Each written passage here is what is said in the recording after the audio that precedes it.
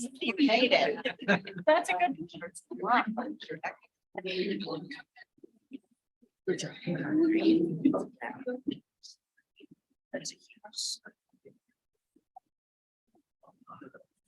Thank you, Judge Hoffman, for calling us to order. And good morning, everyone. I am Rebecca Huddle. Justice Lehrman can't be with us today, but she sent her love for this entire group. She's sorry to miss, but we're gonna, I think, power through. I'm so grateful that each of you has joined us today. I've heard some struggles to get here, so I want to say I appreciate very much that you've sacrificed your time, devoted your time to these efforts today. I want to start by giving an overview of what we're going to do, so everyone has a sense of what we're here to accomplish today and where we're going and where you should fit in your bathroom breaks and all of that good stuff. So the purpose of the September meeting is to look forward to the fiscal year that's ahead and take a look at what our strategies are in the future, and also present the budget and hopefully get some discussion on that and approval so that we know where to direct our efforts for the coming fiscal year. So that's the big picture topic for today, and we'll kick off with that. We're going to have Jamie and the staff members give us bite-size overview, high-level pictures of each of our strategies: collaboration, systems improvement, legal practice and process, training, data, and then we will have a slightly longer talk about the budget because of the importance of being good stewards of the money that we direct. We want to give that all of the treatment that it deserves. So that will be item number one. Then we will have a DFPS update, and then we'll have two special presentations. And between them, we will have lunch. So the first special presentation will be on the CFSR, or the Child Family Services Review, which was a new concept to me and I have been learning about, and I want to focus and make sure everyone understands how that will unfold and why it's important that we all step up if and when we are asked to help participate in the process. We'll have lunch, and then our second presentation will be on kinship support. So I'm excited about that. And then we will have an update from Megan Lavoie and announcements from the Collaborative Council. So that's a look at the big picture of what we'll be doing today. A couple of housekeeping matters before we kick off. As I say, we'll have lunch together around noon, but not have any breaks. So if you need to step away, there are restrooms directly down this hallway on the left. If it's dark when you step in, just press the button on the right. Meeting is being recorded and live streamed on YouTube. So while we're in process in the meeting, if you could minimize the amount of whispers and creeper shuffling, that would help the audio on our recording. Our match forms should be at your seats. Please fill those out. That's the requirement of the Federal Court Improvement Program grant. Travel expenses, including parking fees, can be reimbursed by the commission, and there are printed reimbursement forms available for you. And if you don't want to do a physical form here today, you can access them on the website after the meeting. In addition to your meeting notebook, which should be at each of your seats, you'll find a printed copy of your bio and photograph, headshot photograph, which is on the Children's Commission website. If you wish to make any changes to it, you have a better photo that you like more, although I like to keep the photo I have now. Not getting better. Or change any of the text in your bio, then please use that draft that's at your desk to make copies, and then return that edited version to the staff, or you can later email your changes to children@justicecourts.gov. Collaborative council members, if you wish, they met already this morning before this meeting. It's a great idea and use of time. If you want to provide an update toward the end of this session, then you are encouraged to please submit a speaking card. And who is taking those speaking cards today? Any member of the staff? Thank you for helping us make the meeting run smoothly and following that guidance. Okay, before we get to the meat of our presentation this morning, I want to announce some membership changes. Tab 1 is the reference here in your meeting notebook, and I'll just outline them here. You all know Sandra Hashem, I would guess. She's been a longtime contributor to the field of work and important advocate in Houston and around the state. She's completed her time as chair of the state board Child Protection Law Section, and so she'll transition from being a commissioner to a collaborative council member. Mark Briggs is the current chair of the Child Protection Law Section, and during his term as chair, he will also be a commissioner. Mark is an active member of many committees with a focus on legal practice and process strategies, and working on developing standards of representation among other things. So welcome, Mark. We're delighted to have you on board in this new capacity. Finally, Jeff Cox transitioned to a position at DePelchin, and so he will no longer be serving on our data committee. So I want to recognize each of the efforts and contributions of each of these folks. And I ask that you all join me in a round of applause for all three of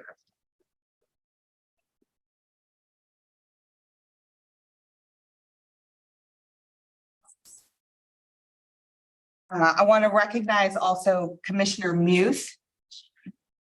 Commissioner Muth, Stephanie Muth, thank you. And let's recognize her. We're grateful for you to be in attendance. Thank you.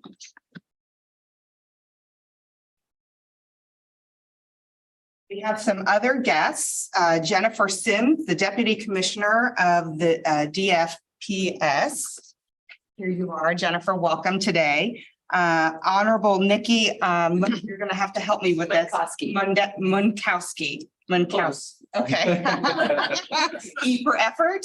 Munkowski. All right. I've been called worse. Welcome. We're glad you're here.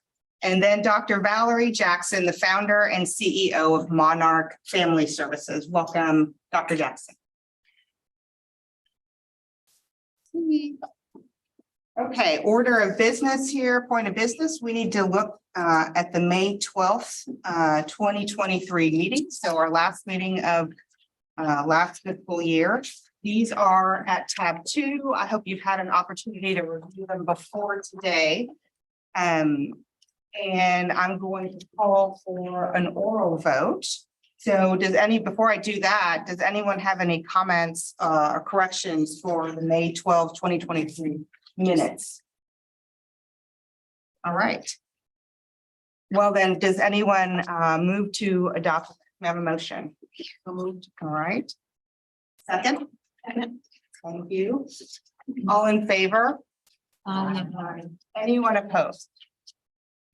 Hearing none, the minutes are approved and adopted. And that brings us to the moment we've all been waiting for, the presentation on what's coming up in 2024, what are our priorities, where have we decided after lots of thought, discussion amongst many folks within the staff of the executive committee and the broader membership of the commission to direct our time and effort and precious resources in the upcoming year. So Jamie, thank you. Thank you, Justice Huddle, and hello, everybody. For those of you who don't know me in the room or on the interwebs, I'm Jamie Bernstein. I'm the Executive Director of the Children's Commission. It's an honor to be here with you all today. This September meeting is something that we look forward to on the staff all year. So when we get to present to you all the big ideas that we have for the coming fiscal year. And as Justice Huddle said, this is the product of many months of work. we meet as a staff and then we bring it to our committees. We brought it to you as a commission in May to vet the ideas, and then we took it back to take your feedback seriously and try and incorporate it into our updated strategic plan for the year. I do want to say from the outset that we have had a staff change. Some of you may notice that Jocelyn Fowler is no longer with us. She decided to take time to be with her family, which we certainly respect, and she will always be part of the Children's Commission family. So we are looking for another staff attorney at present who will help us execute on the strategies that you're about to hear about. So we get the clicker to work.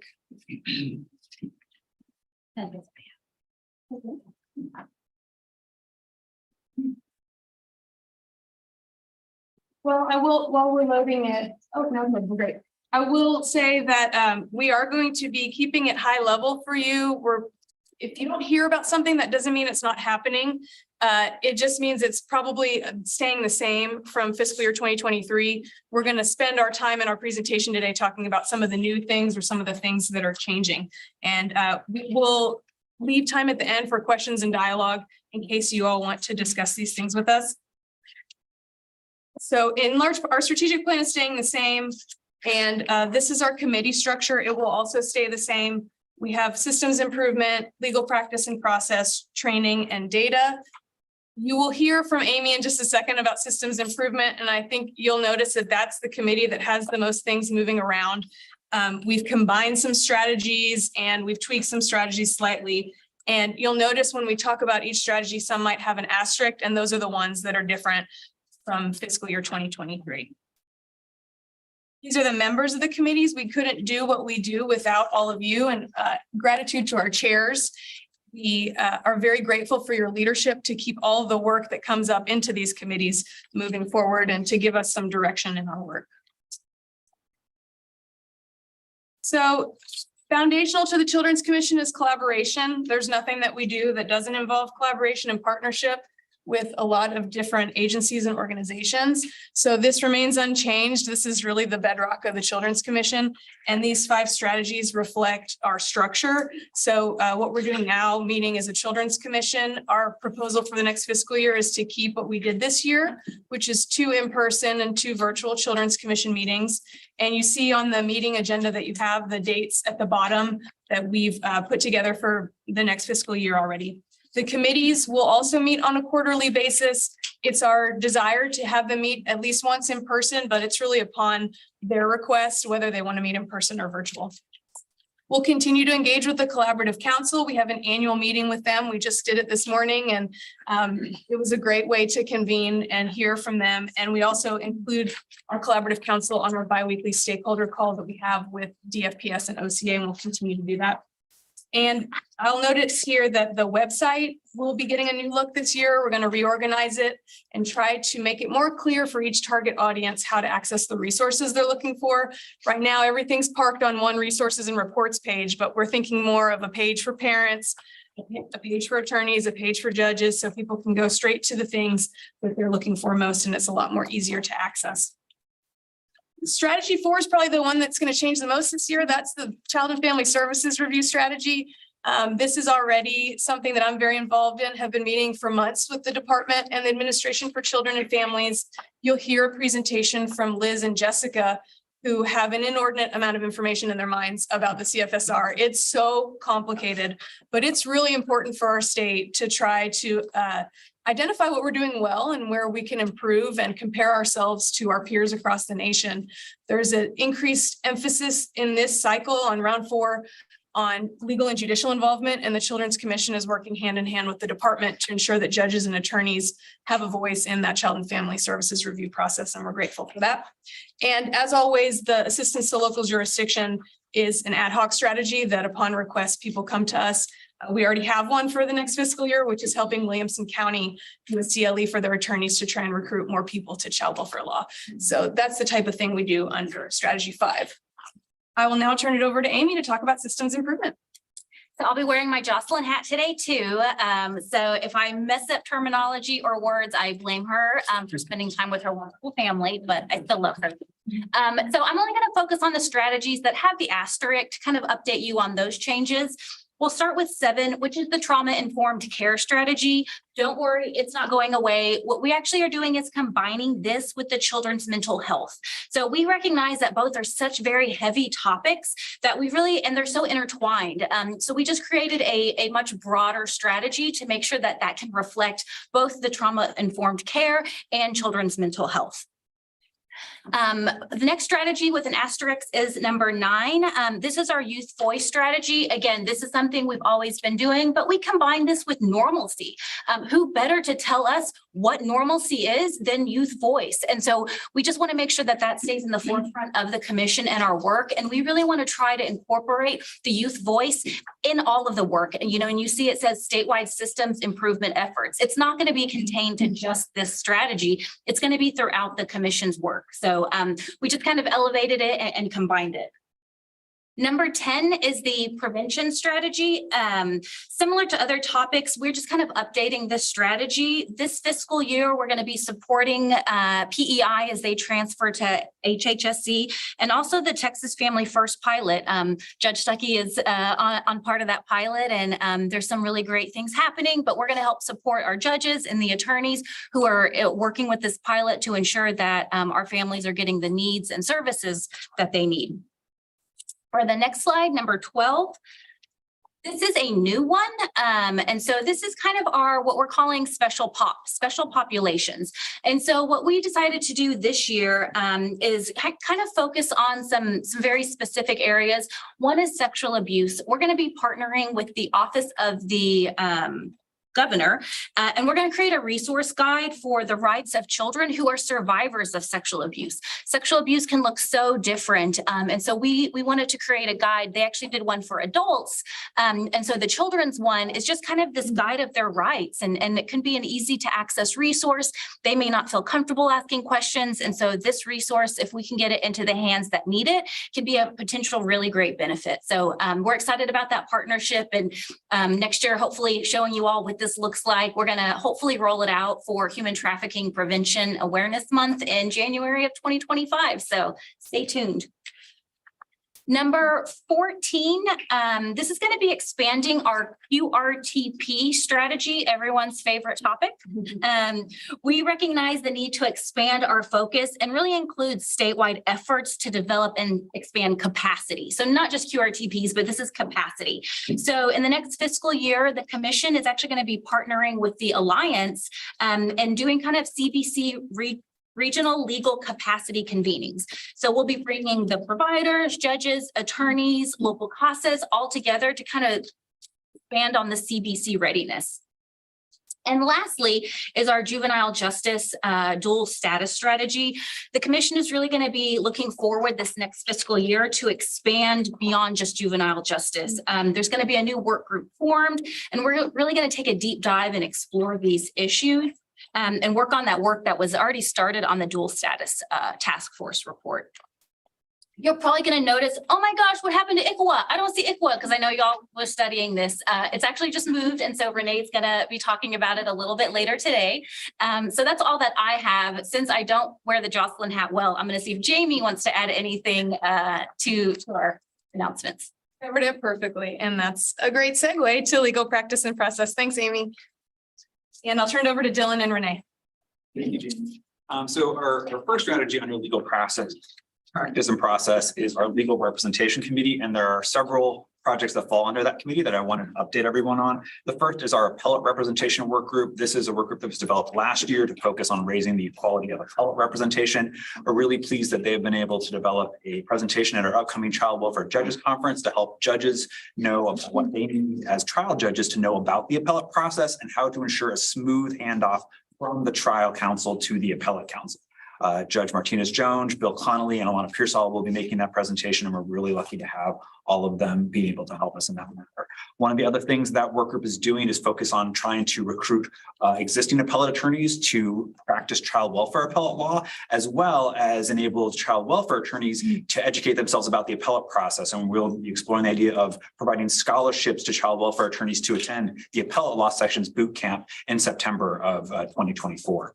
One of the other projects that we're working on under the LRC is attorney outreach. We really want to make sure that there's an adequate pool of attorneys to handle these cases. So we've been working with the Texas Indigent Defense Commission and OCA to create some spotlight videos where we interview attorneys and judges who are in this field, where they explain what draws them to the field, what keeps them in the practice, and what they enjoy about this area of law. Those videos are nearly complete, and once they are, we'll be happy to share them with everyone so that people can raise awareness about child welfare law as a career path. We're also working with TIDC to create a presence on law school campuses during their career days so that they have a physical presence to help people educate them about the option of child welfare law as well. And then we're also exploring the idea of developing a mentorship program so that new attorneys have an experienced partner to help them as they begin their work in this field. One of the other things that we're doing under this strategy is developing our toolkits. We have a toolkit for attorneys representing parents and children and a toolkit for attorneys representing DFPS.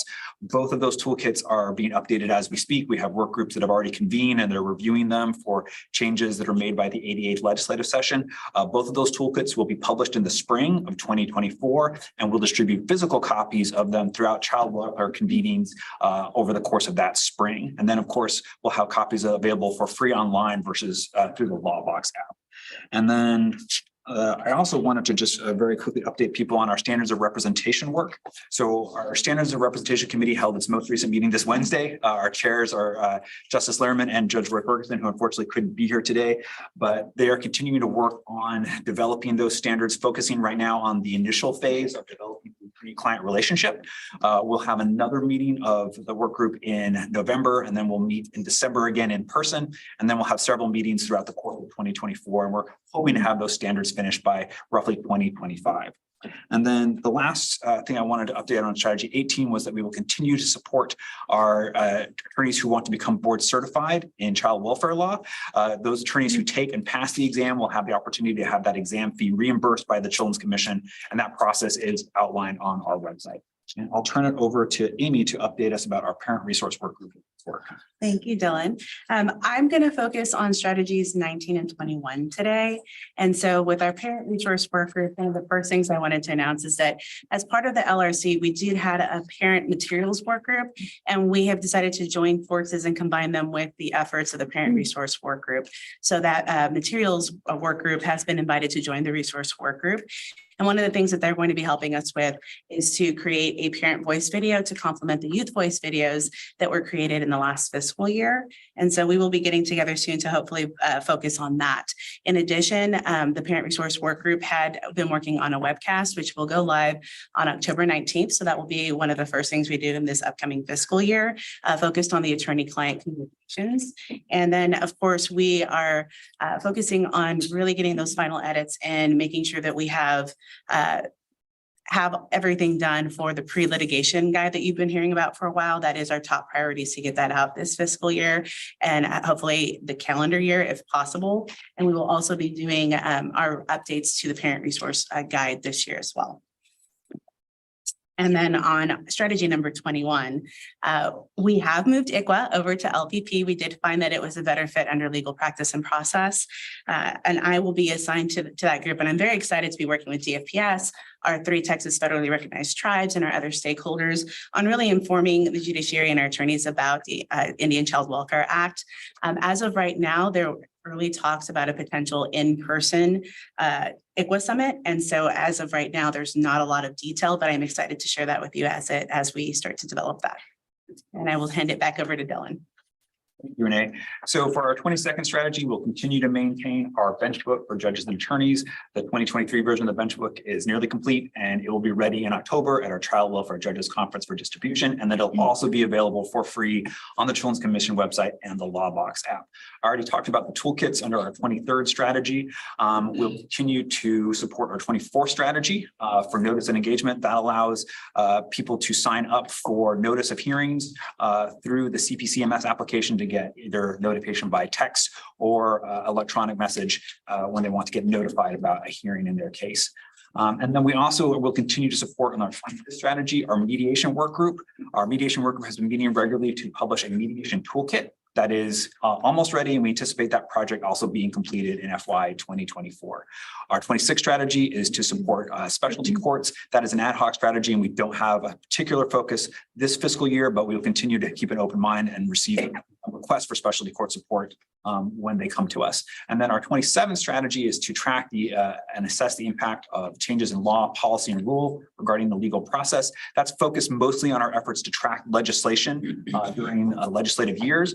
But we also want to let people know that during non-legislative years, we've chosen to try to create a legislative work group that will prepare for the upcoming legislative sessions and also help us respond during legislative sessions. So that's something new for this fiscal year. We want to create a legislative standing work group that's going to help us with those issues. And I'll turn it back over to Jamie.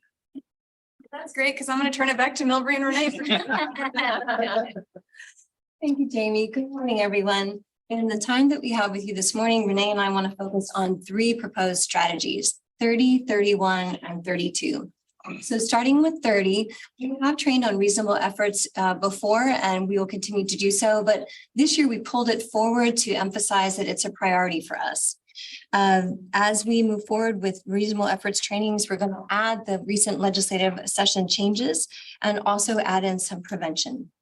I'll turn it over to Renee for strategy 31. I would be remiss if I did not mention that our trial skills training is actually live now. We just had our pre-trial on Wednesday, and we'll be doing our live training next week in San Antonio.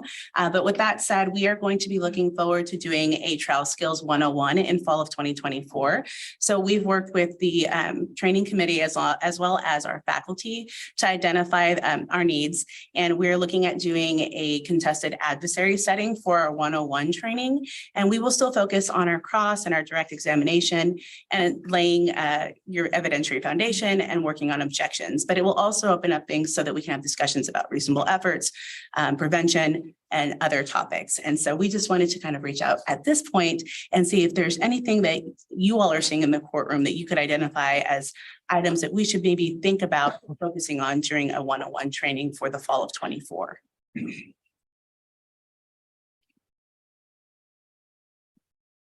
Well, then we will move on to discuss our small, there we have an idea of working on some smaller videos that may not have MCLE content, and I'm going to hand that back to Milbury too. May I interrupt just for a second and to say that time is not out. So if you have ideas that you think of during this meeting, please let Renee know of good appropriate topics to include in a CLE. We rely on trial judges to come up with areas where you see room for improvement. So speak up during the meeting, after the meeting. Renee would love to have great content to help all of us. Sorry to interrupt, Milbury. Go. Thank you, Justice. And I would like to echo that. Our door is always open. We're really interested in what you all are seeing in your courtrooms and in the field about training gaps and what's missing and what we can support you on. So circling back to 32, 32 is our proposed strategy about maintaining online content. We are on track with our goal of producing monthly or bi-monthly online webcasts. But we're also exploring the idea of doing something or creating online content that's a little bit different. And that would be shorter, as Renee was mentioning, shorter offerings that are informational, maybe a little bit less formal, and don't necessarily have to have MCLE. For example, this really resonated with the training committee. We've been talking with them about creating a training where we would have maybe a 15 or 20-minute interview with a prosecutor and someone at the Bureau of Vital Statistics to talk about what happens when there's no birth certificate in a case, or what are the barriers that we need to overcome when older youth want a name change. I want to invite you all, just as Renee did, to let us know if there are any training gaps that you see from the bench that you would like us to think about as we're trying to create kind of these shorter, less formal offerings.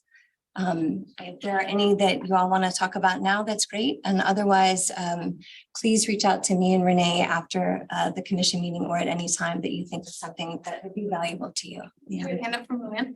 Oh, thank you. Hi, I don't sit on the bench, but but I'm curious about whether or not there's a training specific to young people who have intellectual and developmental disabilities. I know that is an area where we see lots of children and young people, and it can be a very difficult situation. And so I was just curious about that particular topic. It's a great idea. We don't have anything like that in the works, but I would love to talk with you about developing that. Okay, thanks. Thank you.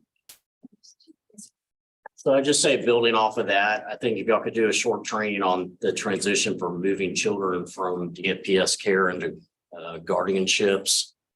I think a lot of our lawyers don't typically have that issue on their plate, but if there's something they could refer back to, I think it'd be very helpful to the kids in our care when that issue does arise. Thank you, Becky. That's another great idea. Well, as I mentioned, we welcome all of your feedback. These are two fantastic ideas for us to get to work on. So thank you very much, and back to you, Jamie. Well, we're going to finish the strategies with Dylan on data. Thank you, Jamie. So one of the strategies that we be focused on for data is utilizing available data resources to analyze trends in child welfare. And for this fiscal year, we'll really be focused on the CFSR process, which you'll hear a lot more about later on in this presentation. And judicial knowledge and perspective on that data is really crucial to the evaluation process. And what we're focused on is identifying judges and attorneys who can provide that perspective, particularly in the stage of the process of stakeholder interviews and on-site reviews, which will happen in spring of 2024. We're also going to continue under our 37 strategy to promote the understanding of data at our Child Welfare Judges Conference.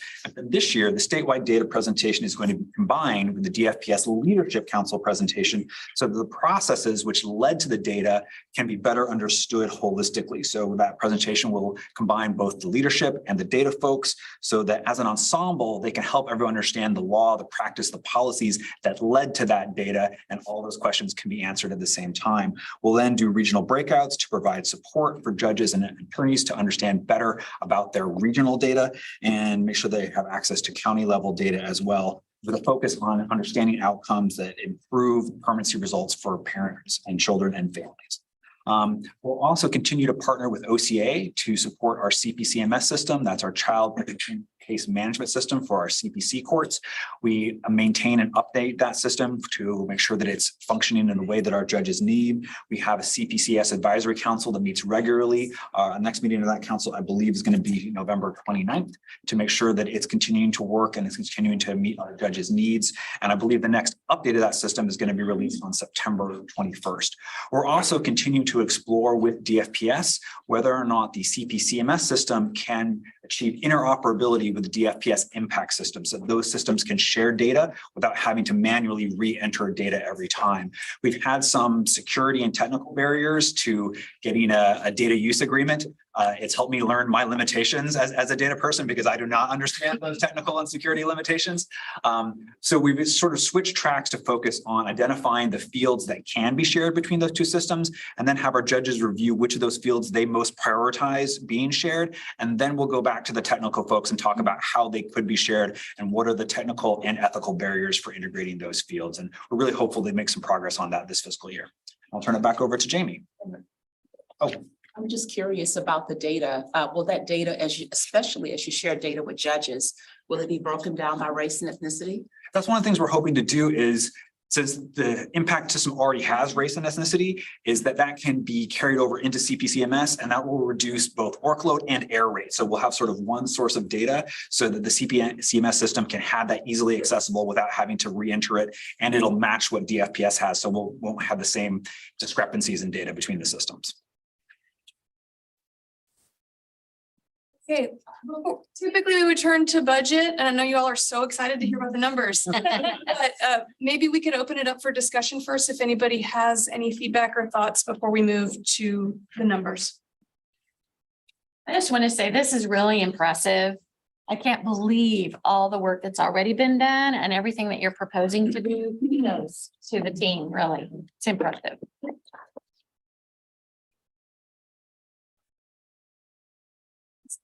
I was just thinking, and I wasn't going to go back when Milbury talked about the videos, but I wonder, I know we talked about the bench book and the bench card, and there's some information in there around questions judges should ask as it relates to, when you're dealing with families of color. And I wonder if there's an opportunity, because it's, we all learn differently and hold on to information differently. So having the book and having the card is one thing, but maybe a short video on how they could use that, or how that information could be articulated might be helpful to judges. But I agree with Luann, excellent work. There's another bench card on interviewing children that might be another good short. So that's a great idea to take the tools we have and train on them. Thank you, Yes. Sheila. Any other feedback?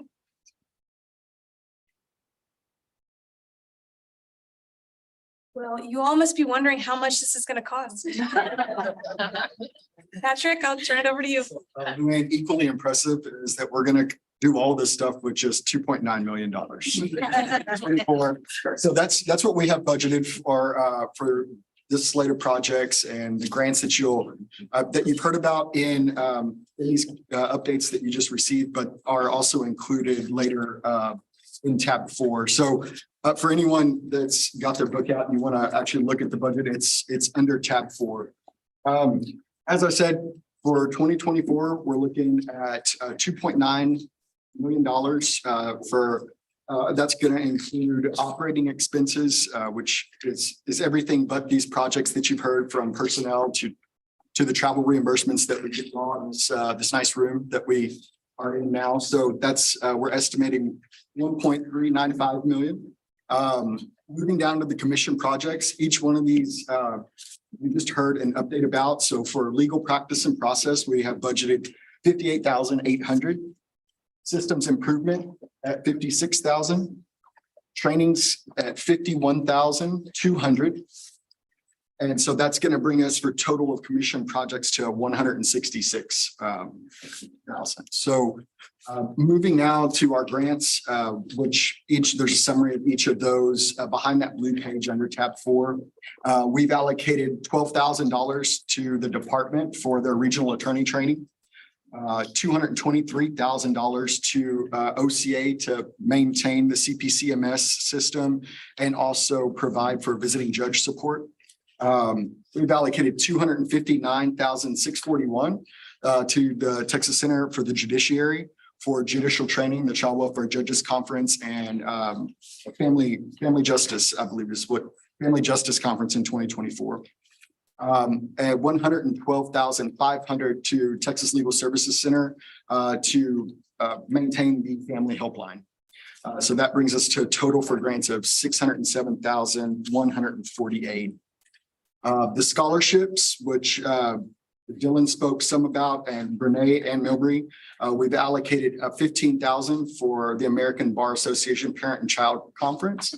The $7,500 for scholarships to attend the appellate law section boot camp, $15,000 for child protection law section, $10,000 for NACC's annual conference, $35,000 for judicial scholarships to the NCJ, FCJ conferences, $7,500 for the state bar CAN CLE, $5,000 for the TBLS legal specialization exam fee, and $2,500 for TDCAA's webcast replay.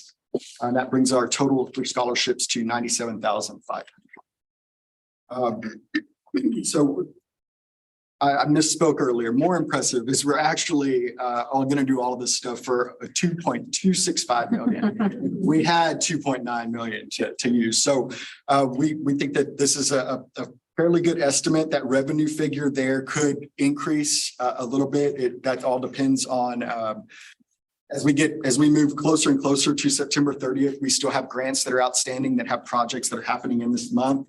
And depending on the expenses that they file by November 15th, that could increase, but I don't anticipate it increasing very much. So just to clarify, the number at the top of the revenue is what we carry forward from fiscal year 23 to 24, plus what we anticipate getting for the 2024 grant disbursement. So it's a total revenue there. and that's broken down too on the very top page of tab 4. So I'd like to open the floor for questions about the budget or any of the strategies we talked about a few minutes ago. I have a big picture question and this little picture question about tab 4. And so number 1 is on data. It can't be free, but there's just a dash there. Sure. About that. Yes. So data, so that's for our commission directed projects. And as Dylan was going through, a lot of that is going to be included in operating, like Dylan staffing that committee and working with the department. And then also with the grant to OCA and that integration with CPCMS, a large portion of that grant is also funding data. The reason there's a dash there is we don't have anything under our staff, the commission directed projects specifically that would require any expenditures. So, but data is integrated into everything. Okay, got it. That makes sense. I'm just keeping you on your toes. I appreciate it. Okay, and then a slightly bigger picture question is, you know, the carry forward for next year is substantially lower than what it has been in past years. And so I wondered if you might just spend a minute talking about that. Sure. So you're right. We would typically look to carry forward $1 million or just over $1 million each fiscal year. And that's been a long-standing, very conservative practice that the commission has done in order to be able to continue on with operations for almost a year. In the event the feds did not fund the program. So you may recall, some of you back in 2018, that was the case. There was a lot of uncertainty. The chief went before the legislature and we were able to get appropriated some funds to continue the Children's Commission's work during that time of uncertainty. We received those funds and then subsequently got our federal funds later in that fiscal year. And we had been using the GR money from the state up until I want to say it was July. So we had used quite a bit of it and then we got our full grant.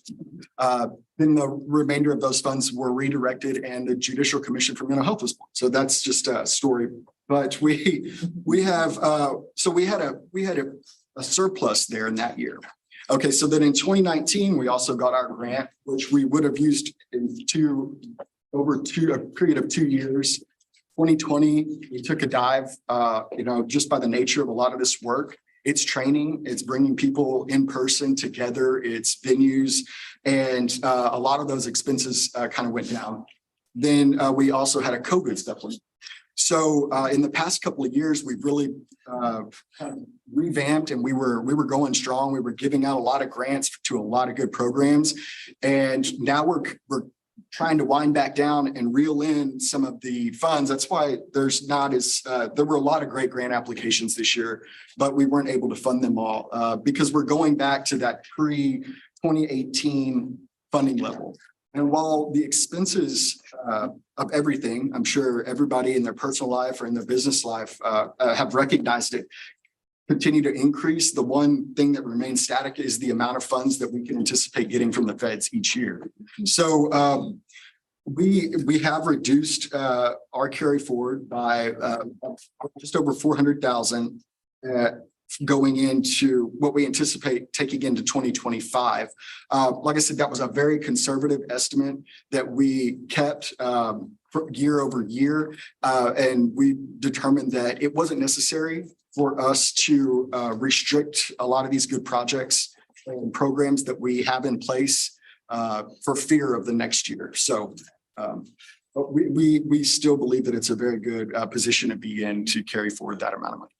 Thank you for that great explanation. I wanted to point out the change and also give the commission comfort that it's been well thought out and that Jamie and Patrick and the entire staff have thought long and hard about how to allocate resources for projects and still feel very comfortable with the reduced.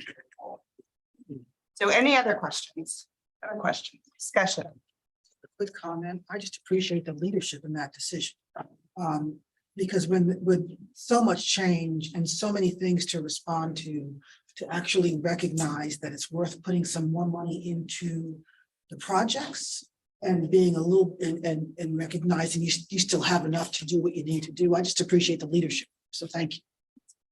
I agree. Okay. Yeah, any other discussion? on budget. Speak to the pending shutdown and how that. We're very well insulated from that. Yes, so when we start hearing about the shutdown, which I think is probably going to be pretty inevitable, we do go ahead and draw down our payroll typically for 2 months in advance. And any of our outstanding, since we're going to do our grants, our final grant payments for this past fiscal year, what I've estimated, those are actually going to come in at, that money's already been drawn down, and it's, yeah, so we are well insulated from any potential shutdown for a period of time. You know, we hopefully it doesn't take them too long.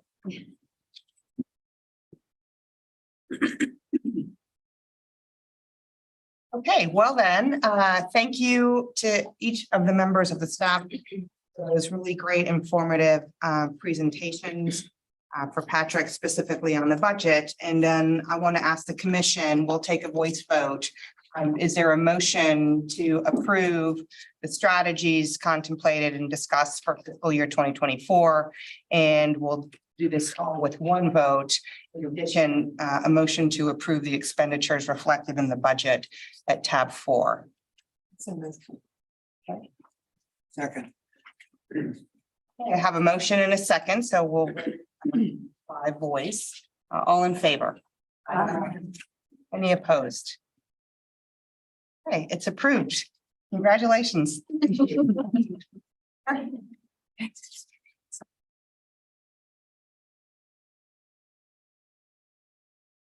Okay, wonderful. Next, we'll turn to our DFPS update. So Hector Ortiz is here. Thank you and welcome. And then Sasha Roscoe is also here. So I'd like to welcome you first of all, but also turn it over to you for the DFPS update. I'm Hector Ortiz. I'm the CPS Director of Construction Services. I'm speaking on behalf of Erica Banuelos, who couldn't be here. She's our Associate Commissioner for CPS. She wanted us to talk about capacity and the efforts that we have been conducting throughout the year, specifically targeting new providers and some of our existing providers to support them as they bring on new capacity. Especially, you know, we identified some gaps about some of our continuum, right? There's not a lot of providers that can provide for some of the most needs of some of our youth in care. 87 and need 19 million to build capacity to issue grants. So we executed 20 contracts with some providers to build on either some existing beds or build new beds. I'm sorry, a little bit nervous. Our commissioner's here. It's my first time presenting in front of her, so I gotta. I think I usually do well in presentations, so anyway. No, it's okay. It's okay. I'm just a little bit nervous. So really the grants were to serve the higher level needs kids to build capacity. So Amy, you talked about the QRTP. So there was some grants that were awarded to some providers, New Horizons specifically, to build QRTPs. Also some providers to build on our treatment family foster care.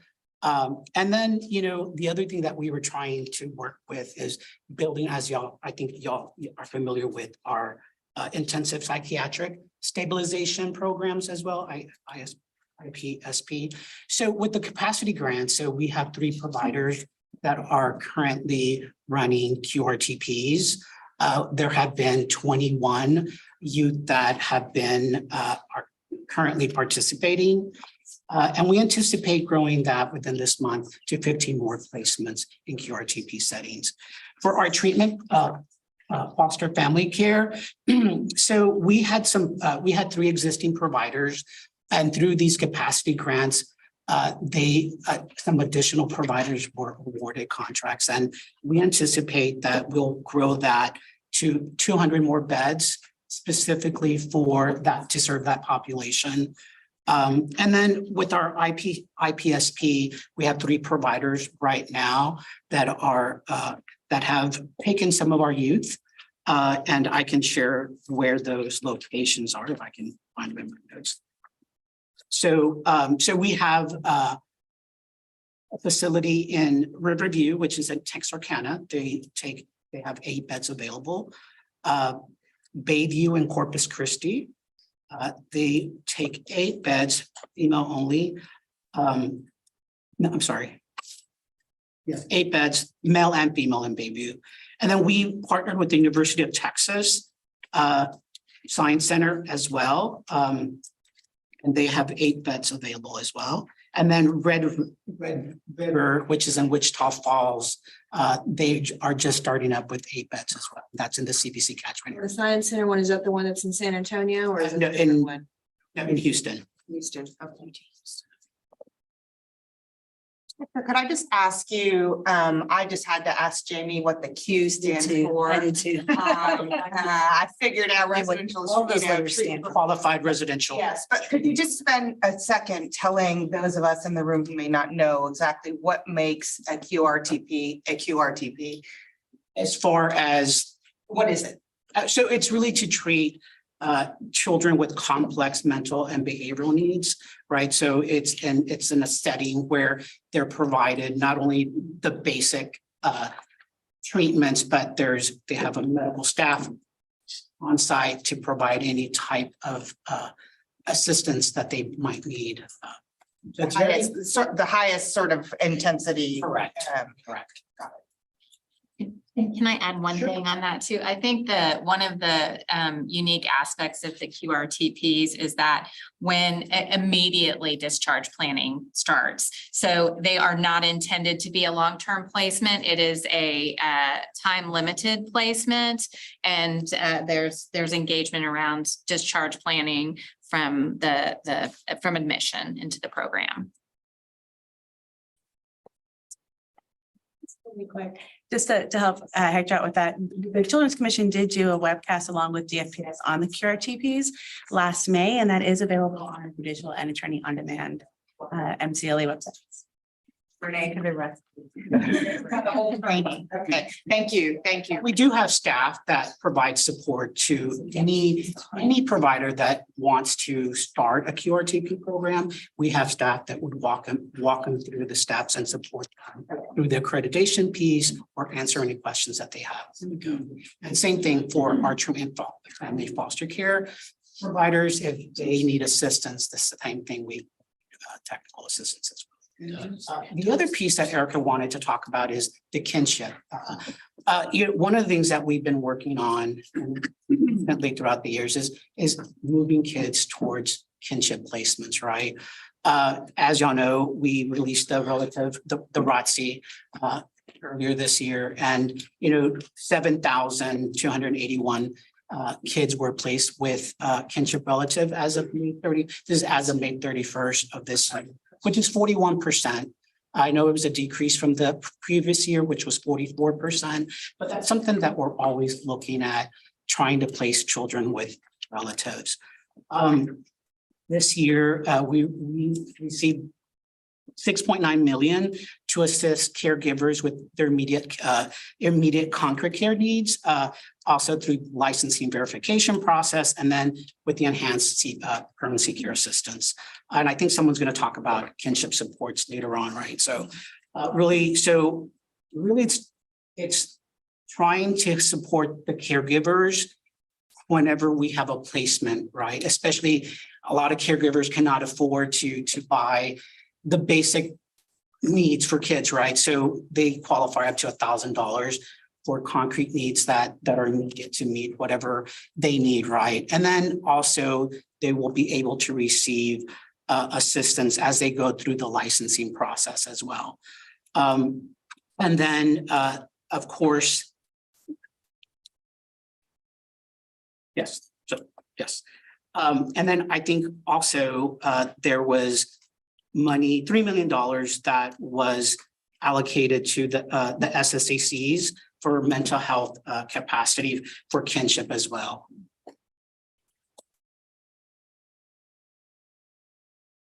More updates, sorry, yes. Questions, and so originally, when we started hearing about Family First funds, there was something related to, and sorry for my ignorance, about QRTPs that Texas residential centers were going to have to improve themselves to raise up to the level of a QRTP. Where is that line now, like in terms of the state of Texas and what we're trying to do with residential centers? Am I making sense about that question? Yeah, so I'm kind of confused what's happening. So that, and someone may have to kick me if I'm slightly off on this, but essentially when that federal change happened, we can't draw the federal matching funds unless they're QRTP. So that's really why we've been investing in assisting providers to become QRTPs. The existing ones are pilots. There are federal requirements around what it takes. So eventually, and we also have an initiative where the legislature funded a new rate system for Texas, for how we pay our residential providers. And in that, all of the incentives are around becoming a qualified residential treatment provider. So we're still at the early phases of this, but in order to maximize the federal funds and improve the quality of care, we do need to continue to assist providers to move in the direction of becoming QRTPs. Thank you. I think also probably something that was mentioned in the training that Renee talked about is that the fact that QRTPs will not replace RTCs in Texas. They're two separate animals. Really, if you have a child in an RTC, very few of those kids probably need to be in the QRTPs. So there's a lot of intricacies. We'll still have RTCs and we'll still have more RTCs than QRTPs forever. We just won't get those federal funds for the RTC placements. I do think it's good to know that however, that's true, but in other states, they have shifted and they no longer use RTCs at all. And all of their RTC care is done through a QRTP because they've increased their treatment family foster care. And so they're trying to get kids into foster home, least restrictive settings. So I think in time, that would be an ideal way to shift, but that's a long, long path. But it's good to know that in other smaller states, that's sort of the direction that they've gone. I have a question. What criteria are you all looking at as you're doing your capacity building for these QRTPs and where you're placing them specifically? So it really just depends on the provider and where they're located, right? So, any provider, whether they're in Texas or outside of Texas, if they're interested, we will support them as they build their residential setting, wherever that is. And some of the funding that was mentioned that providers could apply for to help them with that transition. Also with the movement towards a new state rate structure, there's also funding available to providers, but it really is provider dependent to say, I'm interested in doing this versus we certainly want to engage providers and we're sharing information about that, but we're unable to really build that capacity without a partner provider. And I guess, are you doing outreach then to the various providers? And Yes. I imagine you all have specific regions that where there's a need for it. I mean, I know in our region, we definitely have a need for it. I see it all the time, especially with our runaway youth and our CWAP youth. Those are the ones that are the hardest ones to place and they're the most in need. And so when you see those regions that are in need, are you actively reaching out and talking to the providers and saying this is an option and we can help facilitate that? Yes, and we're working with the Alliance to educate providers and talk to providers, and also our SSCC partners in areas, which I know that your area doesn't have an SSCC partner in San Antonio, but they're also developing that capacity within their catchment areas where that applies. And every year there's a needs assessment. So what we do is that the regional directors and the legacy system, they hold a yearly meeting with providers. They go over the needs assessment specific to that area, what needs does that specific county region have as far as building capacity? So once they identify these are the needs, they build a regional capacity plan that we file every year specific to that region. I'll just add, I mean, just comment really that there's no stone being left unturned with regard to us working together. We're looking at the data about where the needs are, getting together locally, providers and DFPS at the state level, getting together regularly. The data is really helpful because it's helping us know where to shift, not only we want to elevate and then we want to shift, right, to what Jennifer was saying. We don't need dozens and dozens of QRTPs in every community, right? What we need, it's shifting and it's evolving. And so we want to try to work first to grow and establish kinship homes and then treatment foster homes. And where we do need that very specialized, highly therapeutic care, we're working really closely together to look and see where that need is. And then we're doing everything we can to help those providers get the treatment model they need and get accredited, Therese, which is one of the requirements to be a QRTP, that accreditation, which is a pretty high bar. The legislature has funded some of this work. And so we are just fully underway. And then I guess I would add a comment, Hector. It's not as much a question, but I think if I put this out there, I'll remember to follow up with you. But Superior's new contract, which goes into effect or went into effect, has some additional services, intensive outpatient and partial hospitalization and that service coordination. And I think we should maybe put our heads together at how we maximize, thinking that might be really helpful, particularly with the treatment foster care or kinship care. Put that out there so I don't forget to follow up with you. Thanks.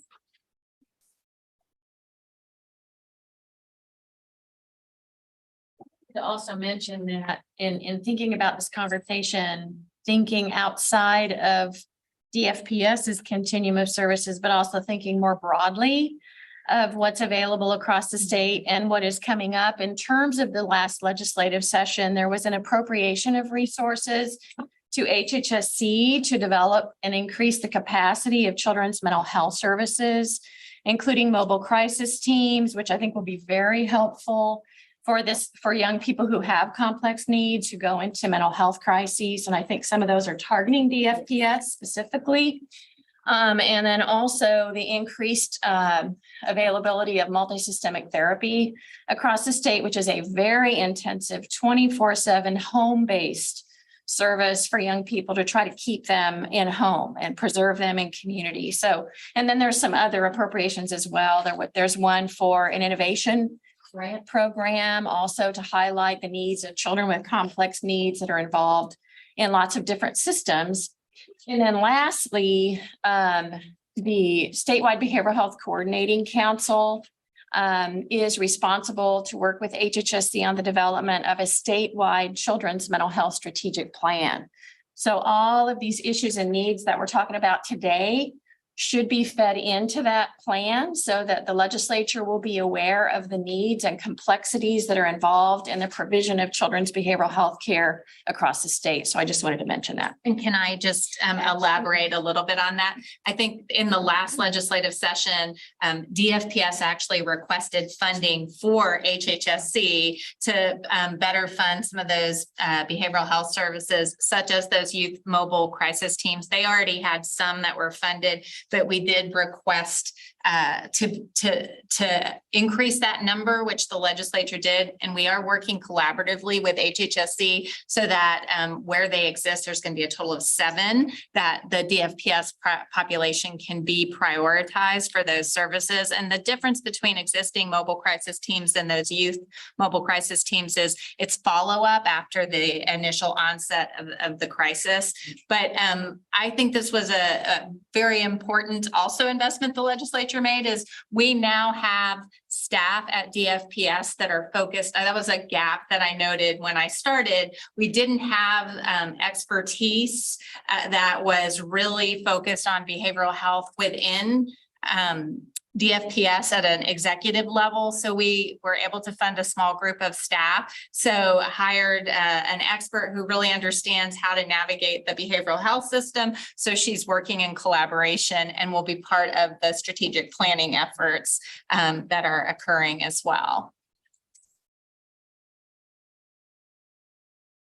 I just had one more thing that I think the judges were very happy about. So Senate Bill 135, this required us to develop a statewide electronic tracking system for all home studies so that the manager could determine what's the status. Are we delinquent? So kind of that accountability piece. So that's something that we're working on implementing. So I just wanted to share that. I have a question on a completely different subject. I know as we're continuing to experience growing pains with CBC throughout the state, I know we have direct representation in some parts of the state, but of course, local DA, county attorney representation. I know that the trend seems to be for some local elected officials to not represent the department. We're kind of wondering if y'all are planning for recruitment for direct representation attorneys. It seems to have been a little bit of a crisis in my area anyway, and what the department's plan is maybe for recruitment of those attorneys. So I don't have all of the details to respond in detail to your question, but one of the other things that we requested in the legislative session, I think there was some significant pay disparities and some limitations in what the FPS could pay some of those attorneys that we're hiring to provide the representation. So we did get some increased funding there so that we can be a little bit more competitive in our hiring. But I'm happy to follow up on that question. I think I just asked Tom, are y'all experiencing that as well? Can you see that trend happening in Region 8? I think we, as far as counties giving representation back, I think we're stable right now, but as far as direct representation, I think the department is down so many regional attorneys statewide right now until they even replace the ones they've already lost. I don't think there's any possibility they're going to be able to take on more counties. I think maybe this is something that's on the horizon. Y'all really need to Okay, be on top of, because I think that those elected officials are going to be more inclined to say we have a conflict with this contractor. And I just see that trend snowballing because I know it's Okay. happening in individual counties with county attorneys. So I think it's something you need to plan for. Okay. Thank you. Great. Time check. How much time to get you back? You are good on time. I say 30 minutes. Oh, my God.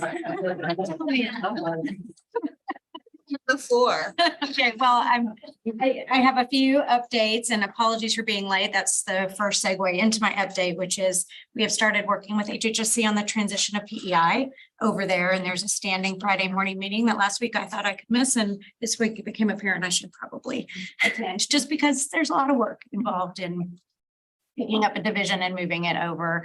And Commissioner Muth is very involved and we have plenty of time to work everything out, but it has begun.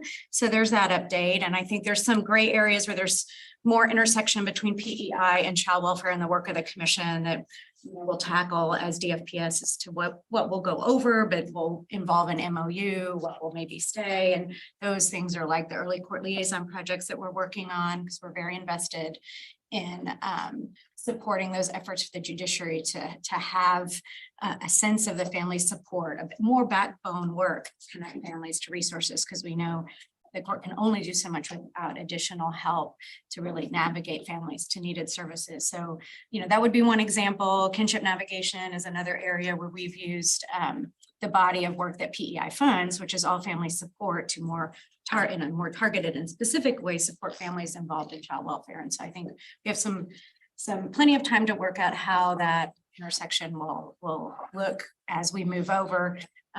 Because in many ways, the idea that we'll run services that are meant for parents and families could allow for a broader array of supports in that we're not as specifically about being upstream from child welfare in this new context, maybe as we were as the prevention arm of DFPS. So, that all evolving and equally related, we received around $40 million for an expansion of services. So it's not just this, we're not just taking over what we had, but we're working with HHSC to grow it. And so that's kind of kicked off a more earlier collaboration than I think any of us had envisioned, because the legislature really wants HHSC to really envision this new division of family support. So if you're at all connected to the grantees in your area or the organizations in your area that provide services,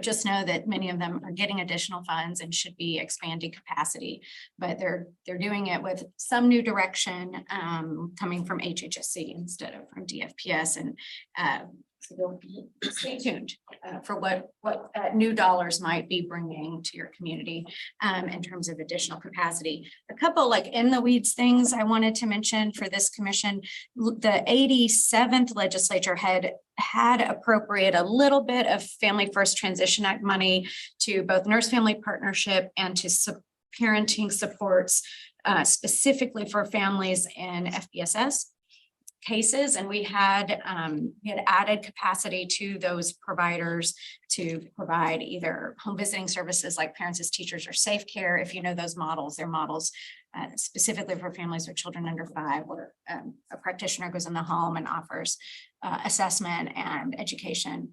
And then NFP, I think most people know about. That was for our pregnant and parenting foster youth, because that Nurse Family Partnership service is only for first-time pregnant women and only if before their 3rd trimester. So we don't have anyone else in the child welfare universe that would qualify, because if you don't have a child, you're not going to be involved in child welfare yet before the birth of the baby. But anyway, those FFTA funds did not continue for that purpose, did not continue. The 88th legislative session redirected the remaining FFTA dollars towards the Texas Family First pilots, which I'll mention in a minute. But fortunately, because we did receive expansion state funding, we've been able to maintain that capacity, but not specifically for that purpose. So it doesn't mean they can't serve. Our home visiting programs can't serve our pregnant and parenting foster youth or families that are in FBSS stage of service, but we have not contractually obligated them to hold that capacity for that purpose. It was only 1.3 million each, so it's not huge statewide implication, but just thought I'd mention it. And I think we'll continue working on how we serve our pregnant and parenting foster youth in the context of FFPSA, because they're a pre-established candidacy. And they're a hard group, as you, I'm sure know, because you may only have one every once in a while and try to build capacity for a small set of very specialized need, but that could be anywhere in the state at any given time. It's proved to be a challenge. So that's all about kind of PEI and then moving on to FFPSA, we are continuing, obviously, those pilots. We just renegotiated that work with the SSCCs who were providing the services. Very grateful for them hanging in there at the last minute until we were able to reestablish their budgets for FY24 so they can continue having those evidence-based programs available for those court-ordered families in those pilots. We have been working with the University of Texas Medical Branch Galveston to evaluate the program, which is required as part of FFTA. And that, I think, initial evaluation will be coming in December. So we'll have a sense. It's not going to be, some sort of peer-reviewed randomized control trial because the population is still so small. But I think it will be a very good process evaluation and kind of report out of how the services are being provided, some of the experiences of the families and of all the professionals working with those families. So I think it'll be very helpful to decision makers, to the commissioner and decision makers about how to maybe continually scale those pilots into the future. And I think that's all I had to share. So I didn't take 30 minutes, but I'm happy to entertain questions or have Commissioner or someone remind me if I did it. Yes, Jamie, if there's anything did I forget anything? I have a question I've been wanting to ask for a while, and I'm just going to ask it and everyone's going to be like, what? Because I'm on an appellate bench, so I don't know any of these acronyms, and it's not part of my role to interact with them. I'd actually like to be more familiar with them, but usually the kind of cases that come to us, that stuff wasn't even developed a lot of times for that family because maybe it was just too extreme of a case or because the parents didn't cooperate or, different extreme outlier. That said, in y'all's world, what exactly falls under the word capacity? Because I've heard it like 100 times in the past hour and it's a pretty basic word, but I feel like I might follow along better if I understand this. I know when I mentioned capacity, which is probably not what how you're hearing it, I just mean our prevention providers, we pay them to have staff available to receive families and caseloads. So it's it's how many families could they serve? How many families are we paying them to be able to serve? But I think usually it's in the context of foster care capacity. So I'll let. Right, so when I talk about capacity is the number of providers that are out there and the number of beds they have available. Okay. For actual placement. So there's some providers that are licensed for, let's just say 15 kids, right? And they have 4 beds available, right? Because they're serving. So that's Also in the right kinds of, so we might have a lot of one kind of capacity, Right.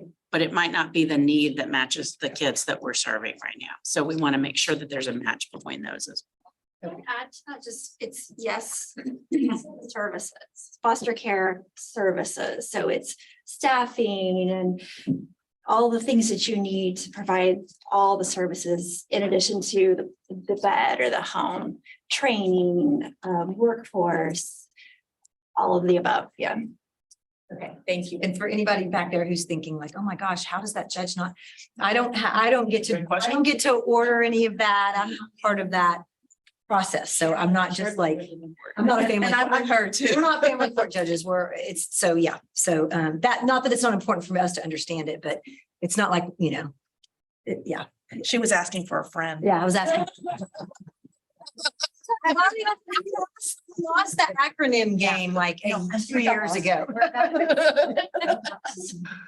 It's a great point. I'm also in the bucket of having come to the Children's Commission, not knowing many of these acronyms, and I still lean over to Jamie sometimes and ask her, what is that? She said, Susan, Judge Brown says she has one.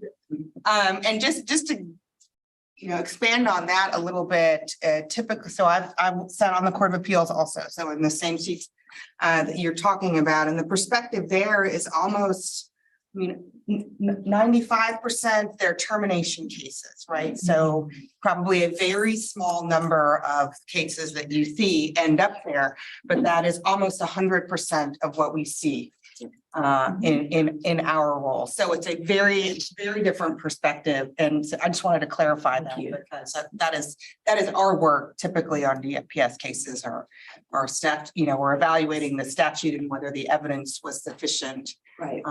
To terminate parental rights. Judge Harrington, Grace Harrington. My question goes back to the home study tracking for Mr. Ortiz. Will that include ICPCs? Like, will you all be tracking those as well? The home studies? The ICPC. I'm gonna have to check. Don't recall if it includes Those ICPC. are the most problematic for us. I'm sorry, it's the interstate compact. For the placement of children, when children are placed out of state. Check on that. With none, well, I'm not gonna go to. Yeah. But that's just. I'll say with the ICPCs, even if you can't track the portion from out of state, as a judge, I would still like to know that it's already gone through state office and has now been transmitted to the other states. So even if I can't track what the other state's doing, I do need to know that our people here have actually submitted the proper package to state office and it has now been transmitted to that other state. Because sometimes we get bogged down there and didn't even know that was an issue. Yeah, we can track that. We do track. That we track. You do, that will be part of the tracking. Not ICPC yet. Your question that we do track when we send a referral to the other state. Right, we have that information. Yeah, but what I'm saying is in the portal, if you're going to track home studies, you might as well add a component that says that ICPC has now left the state of Texas and has been received by the other state. Now, we all know received can be a home study in 30 days or a home study in Just to know it's been received on that end, be helpful to us. Graves Harrington, any other questions or discussion for our DFPS representatives? Got the commissioner here. I actually have a question. I have a question. Is the department doing anything to assist the caseworkers who are having to do their job and also supervise the CWAP children who, as we all know, have the highest needs, who have the highest runaway, getting trafficked? And so I have caseworker after caseworker after caseworker who are leaving because it's too much. Is there something that the department can do to hire somebody that would be more appropriate to provide the care in those CWAP placements than my caseworker? There's a number of things that are underway, and that is one of the options that we're exploring, is to see if that's feasible and if we're able to do that under our appropriation. But also we've put in some policies around limitations for individual workers to try to help manage that. It's, there's certainly it's not if there, we are addressing this from so many different approaches, because it's also like, let's try to get the numbers down. So all of the work that we're doing around capacity building, we have efforts in also trying to look at, so since we are administering some number of CWAP children without placement on any given night, how do we structure that in the best way that is the best for our staff, but more importantly, a better placement for that child? And there really are a number of efforts that we're exploring, and the supporting our staff.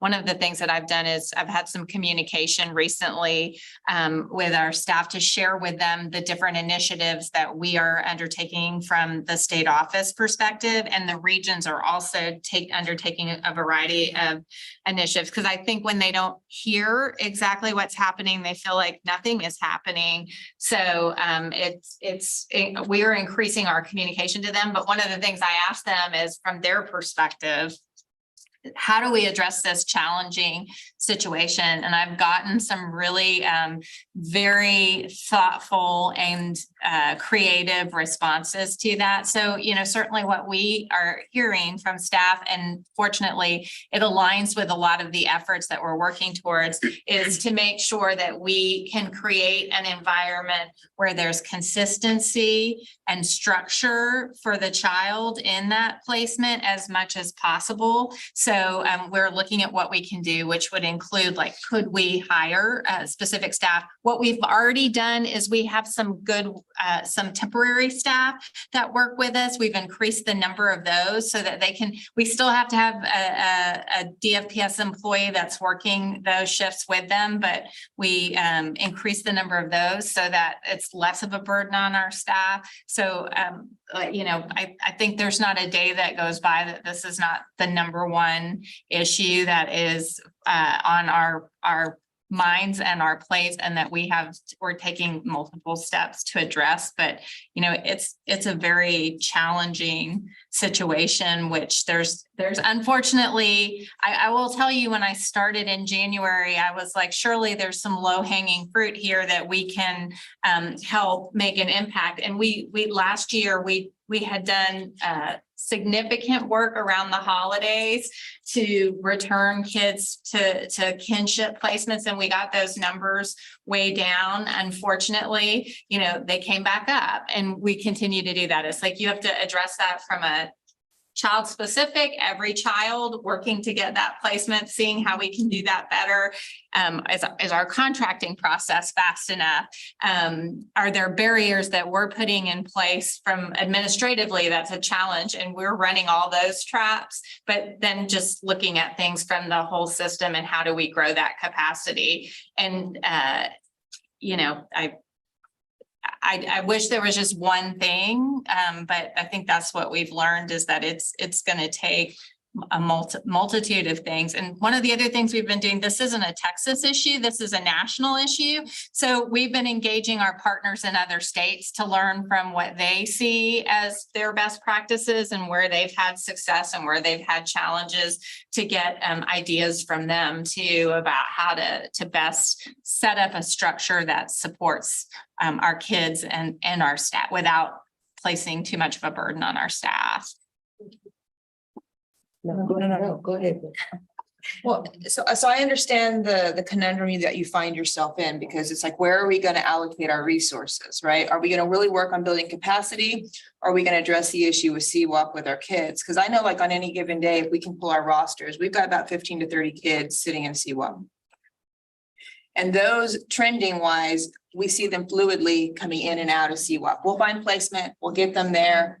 They stay stable for a little bit, either they run or placement breaks down and then they're back in CWAP.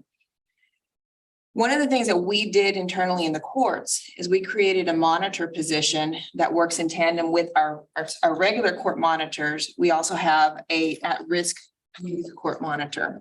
And so they work in tandem with those kids that are kind of coming in and out in that fluid movement. So I like the idea of perhaps having a few in some of the regions that really are needing it, like our regions specifically, where perhaps you would have caseworkers that are solely dedicated to the CWAP and the at-risk youth. And then they can work hand in hand with the caseworker that's assigned. Because when a caseworker has a child that is on CWAP or on the run, those cases have a lot more time that's devoted to them than the children that are in a more stable placement. And so it would be ideal if we knew that there was caseworkers there that could kind of do a handoff to alleviate the strain that some of our caseworkers have. We do have a team of clinical coordinators, and that's really the idea. And Hector supervises us, so he can talk a little bit about that. So what they do is once a child comes into our CWAP location, this clinical coordinator is assigned. So they meet with that child, they meet with the care team, and they set up services, they connect that child to the school, whatever needs that child needs while in CWAP, the clinical coordinator is responsible for that child, right, to meet that needs. And then what they do is they bring everyone together in a meeting to kind of talk about what are possible placements for the child, any kinship relatives that might be available for them to explore. And then they go and they visit this child. They help support the worker while this child is in CWAP. So if that child has a medical appointment, has an appointment, and the worker says, hey, support me in taking that child, then that clinical coordinator does that. Oh, sorry, go ahead. I was just gonna ask, because I think the issue that we're also talking about is that continuum. So when that placement disrupts, so I don't know, I just don't know the answer to this, but do the clinical coordinators follow? Yes. Yes. Yeah, so On that point, do the clinical coordinators actually go out to each county? Are they in the state office Right. or is there? they're out in the there. Regions. they're in the They're- regions. With the kids face to face. So are they, I've never heard of it. I would have liked to have them in a hearing to tell me what's going on. That's what I was trying to figure out. Are they they're assigned per region? Per region. Yes. There's only 13 of them, so you should know that. I mean, there's not a huge number of them. Now, our CWAP numbers are down right now, so their caseloads are so they continue to be going down. But they are they're out there face to face working with the child. The caseworker is still the caseworker. Their role is to really work with the child and help the child have a voice to have them say, this is what I want. This is why this isn't working for me. Because a lot of these youths are refusing to accept placements when they're identified for them. So that's the other thing is the clinical coordinators working with them to try to understand what are your concerns? Why doesn't this placement appeal to you? What would make it better for you? Why they're really trying to build a relationship. That's one of the things that I think has been a challenge with the turnover of having staff come in on shifts and work with kids. kids thrive when they have a relationship with a caregiver. And so that's one of the things that we're trying to increase is that kind of stable connection to an adult or more, multiple adults. We have more of them. We need more. That's what we're trying to figure out. How do we do that? How do we increase that stable adult connection for staff? So perhaps For the during, youth. perhaps during lunch, we can connect and we can talk about how I can introduce them to. Who they are and where they are. Is it possible to provide like a list of where those coordinators are assigned? Absolutely, yeah. They are. I think that would be beneficial. Director, I'm sorry to interrupt, but I think it's great to connect, but I'm wondering if this is ripe for one of those short videos where we just introduce the concept and contact information and send it to the whole judiciary. Yeah, that's a great idea.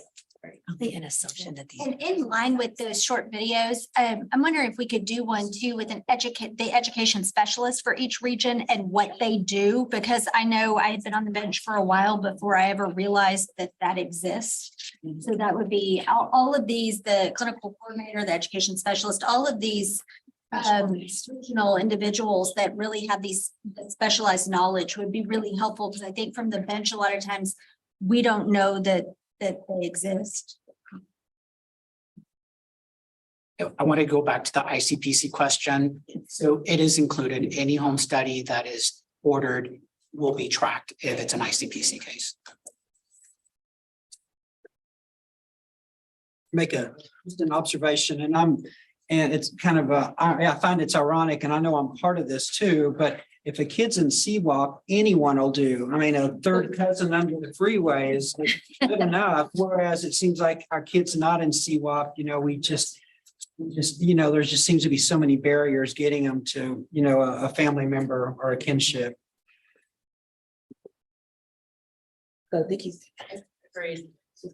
Agree, and that's one of the things that clinical coordinators are doing. So they're looking at their case mining, they're looking for possible relatives. Even if they can't be a placement, can they be a support? Can they take them for a day, weekend? And hopefully it leads to a permanent placement. So that's something that the clinical coordinators are also. I think Judge Shelton's point is that the bar for CWAP placements is significantly lower, and how are y'all Addressing addressing kinship that overall. disparity?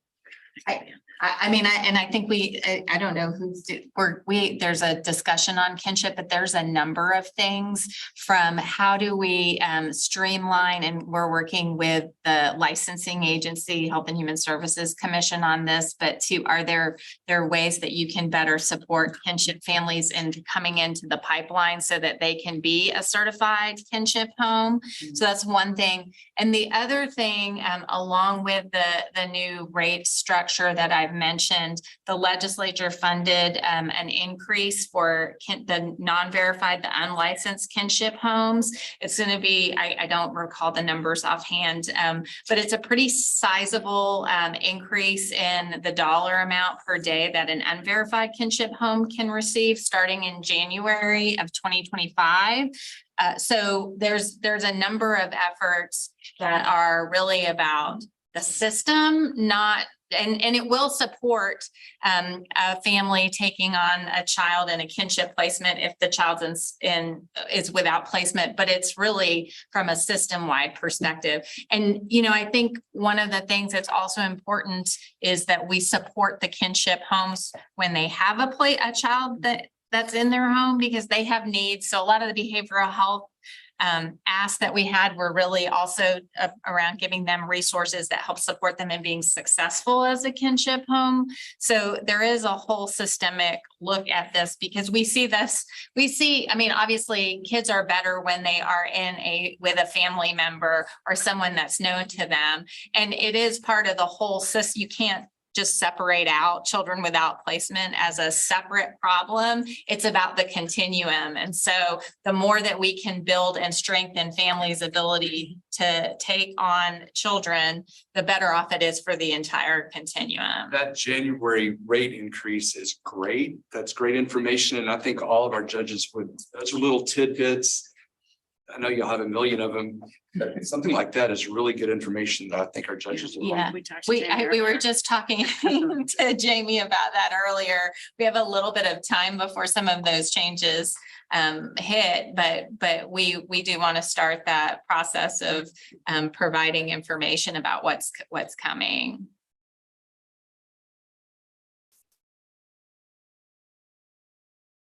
Any other questions or discussion items? I think we've seen just in the last few minutes really the magic of bringing folks together to this commission in action.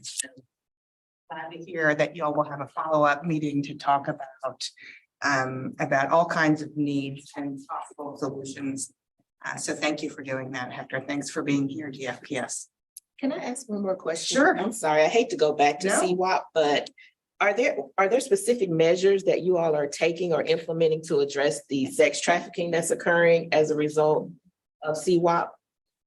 That we know is occurring, it's not hypothetical. Well, we're doing it, we're, how do I say this? We're, much like the commissioner just talked about kinship care, we don't really separate out CWAP and trafficking. It's part of our larger trafficking effort. We're working on those efforts.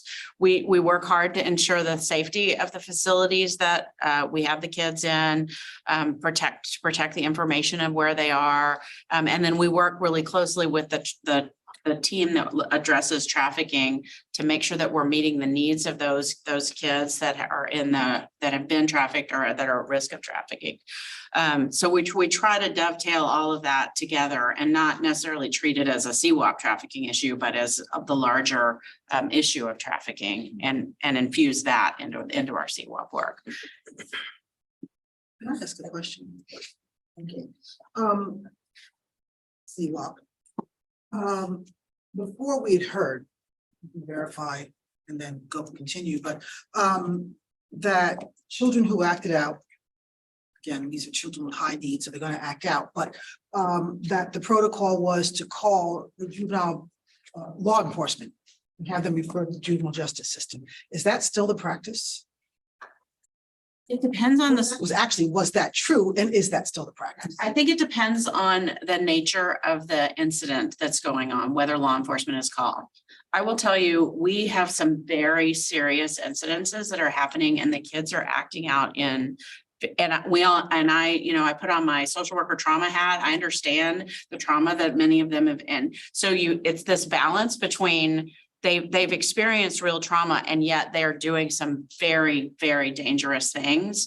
They also, because they don't have that relationship with a lot of the caregivers, they don't feel like they're not invested in whether things go well with that person or not. So they feel very empowered, and there have been some very serious injuries to our staff.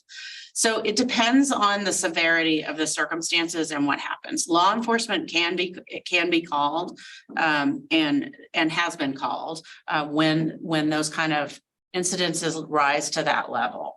But the other thing, and you'll appreciate this particularly, Vicki, we've been working really closely with TJJD and the county probation offices around the state, because we know that there's real intersection between our two systems. And that both of our systems have changed and are changing. So I talk about what I think of the kids in the middle. They don't belong in juvenile justice. I'm not sure they belong in child welfare. I think and then we also have our psych hospitals that are saying they don't really belong in a psych hospital. There's kids that are somehow there's not really a service mechanism that's perfect for them that's in the state right now. And I think the state has an opportunity right now to sort of figure out, how are we going to meet those needs? How do we do that? What's the right thing? And both systems then need to be talking to each other. So we're talking a lot more with TJJD and the county probation folks, because we see that intersection, and that we're touching these kids from different perspectives. But we're both kind of involved with these families and these youth that need something more than what they're getting. So I don't know if that answers your question. And I think one other thing that I would add is that the other, and we've seen the data on this, that the other thing that our caseworkers will call for assistance when is they call the mobile crisis team. So they're working with it's not just a law enforcement and intervention that's always the appropriate. So we have a lot, it's also utilizing those behavioral health resources that are there. And that's where the additional resources that are coming into play will also be helpful and supportive. And one other thing I just wanted to mention around the human trafficking piece is we've also been working with law enforcement, DPS, our partners at DPS who have expertise around human trafficking and knowledge about hotspots and some of the risks. So we are coordinating with them to look at, are we doing everything that we can and to assess the level of risk and help us address any issues that we might identify. And I forgot another thing that we're doing along that front is we are really trying to engage with local law enforcement. Law enforcement also, at times when we call them, they say, well, we're not coming. This isn't a law enforcement issue. And it may be a trafficking issue. So we need to have better relationships. So we've engaged our special investigators and they're going to be doing, we know kind of where those law enforcement offices are that we're sort of struggling with. We're going to target them, not target them in a bad way, but we're going to target relationships with them and building that better connection with them so that they understand more the reason that we're calling.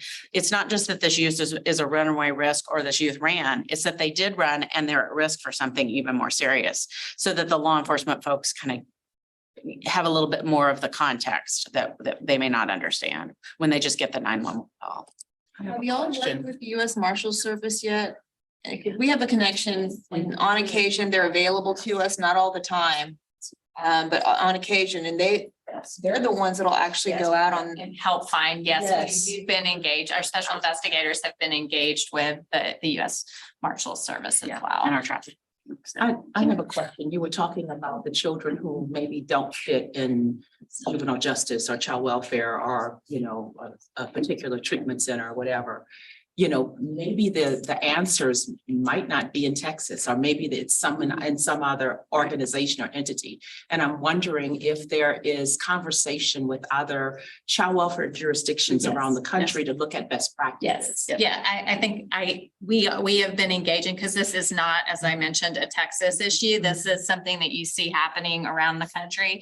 I will say, unfortunately, although we are still hoping that we discover it, nobody has, this state has figured it out exactly. And so let's model everything that we do around this. It's an issue that's states and counties around the country are challenged by. And I think it's also an international issue. There's countries around the world who are challenged by similar system constraints. So there's not a clear answer, but yes, there's things they can learn from us and our experience and things that we can learn from them. So I think that dialogue is important. Follow-up question. Do you have data and statistics on those children? Yes, I would be curious to know who are they and who are they by race, ethnicity? What are the issues? All of that kind of stuff that might be helpful in getting to. That's kind of where I started. And we started was who are these kids? What are their needs? What's different about this kid? And we've that's the way we've tried to tackle things. I call it small steps. My theory was that we eliminate by 5 here because we solved this problem and 5 here, and every night there would be, even those small steps are going to they're taking longer to see the change that we want. They're things that have to be implemented and it's going to take time to bear the fruit. I'm sorry, I want to be mindful of time. So let's take 2 more questions. Can we go to Dr. Jackson, set her hand up, and then I saw a hand. Okay. And then over here, go ahead. I just have a question. Has it been discussed a possibility of procuring therapeutic emergency shelters opposed to having them in individual hotel settings? We've been working really closely with with the help of the Alliance. We've been trying to work with the emergency shelters and to try to figure out what do they need in order to take these kids. One of the things that we found is we were asking for facilities to take, emergency shelters to take a kind of a bigger number, and we found out really 3 might be all, maybe 3 beds that That's you're all the same. all that you really More more shelters. challenging, have more challenging behaviors. So we've tried to shrink down there. So I'm saying procuring out more shelters that can take the capacity, take the children, since we're talking about 15 in one region, region 6 kind of maintains between 20 and 15. Building out bed capacity for therapeutic, almost looking like the model of a residential treatment or a QRTP, but a therapeutic emergency shelter has a 90-day, because emergency shelters are 90 days, 90-day limit. It could be expanded if necessary, but that the worker that Mr. Hector was talking about could really have one place, and then the staff is consistent, the workers are consistent, and you have at least a level of consistency in therapeutic intervention could be comprehensive, because they can get what they getting at the emergency shelters, but also takes them to their long-term placement, which hopefully is kinship, you know, hoping, but long-term placement, and then that's where you have more continuity of care. You're speaking our language, that would. Okay. That's what. I've been thinking about emergency shelters for 3 years. I said, why we just not expand on the therapeutic emergency shelter concept? Can I just give a brief answer to Vicky? You pay attention. Don't update your Facebook right now. Anyway, I think, yeah, your answer to your question is yes. I mean, we see a lot of CWAP kids, and the best worst option is, you know, juvenile justice. And the next best worst option is hopefully it's a felony, because there are no placements for misdemeanor, you know, for kids in the misdemeanor system. And that includes even the trafficking kids. If they can't stay placed and we can't find another place, no one can, I mean, at least in my area, no one can think of another option other than locking them up with a whole bunch of other delinquents. So. I think I should have said that. Yeah, thank you. All right, so good discussion. Thank you, everybody. Thank you to the DFPS Commissioner and staff for being here with us. We'll move now to our first of 2 special presentations on the CFSR. So the Federal Administration for Children and Families conducts periodically a CFSR, Child and Family Services Review. This is the 4th time, around 4 for the Children's Commission, and it will take place next year in 2024. But there has also already been immense amount of work and planning around undertaking this review and making sure that we are ready and that we execute in a seamless way. There's an increased emphasis this time around in round 4 on legal and judicial engagement in the process.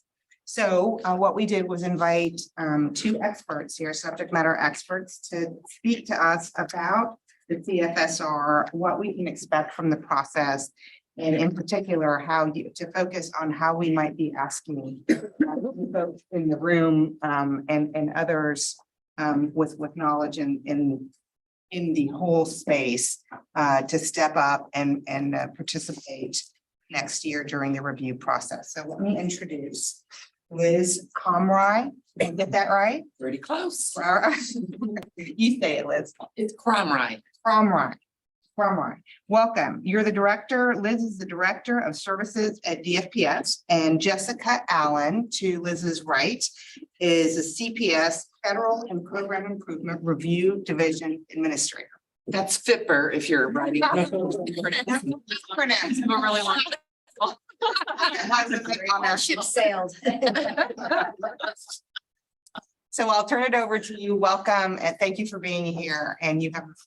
Thank you so much. And thank you for letting us come and talk right before lunch. We realize we're the barrier.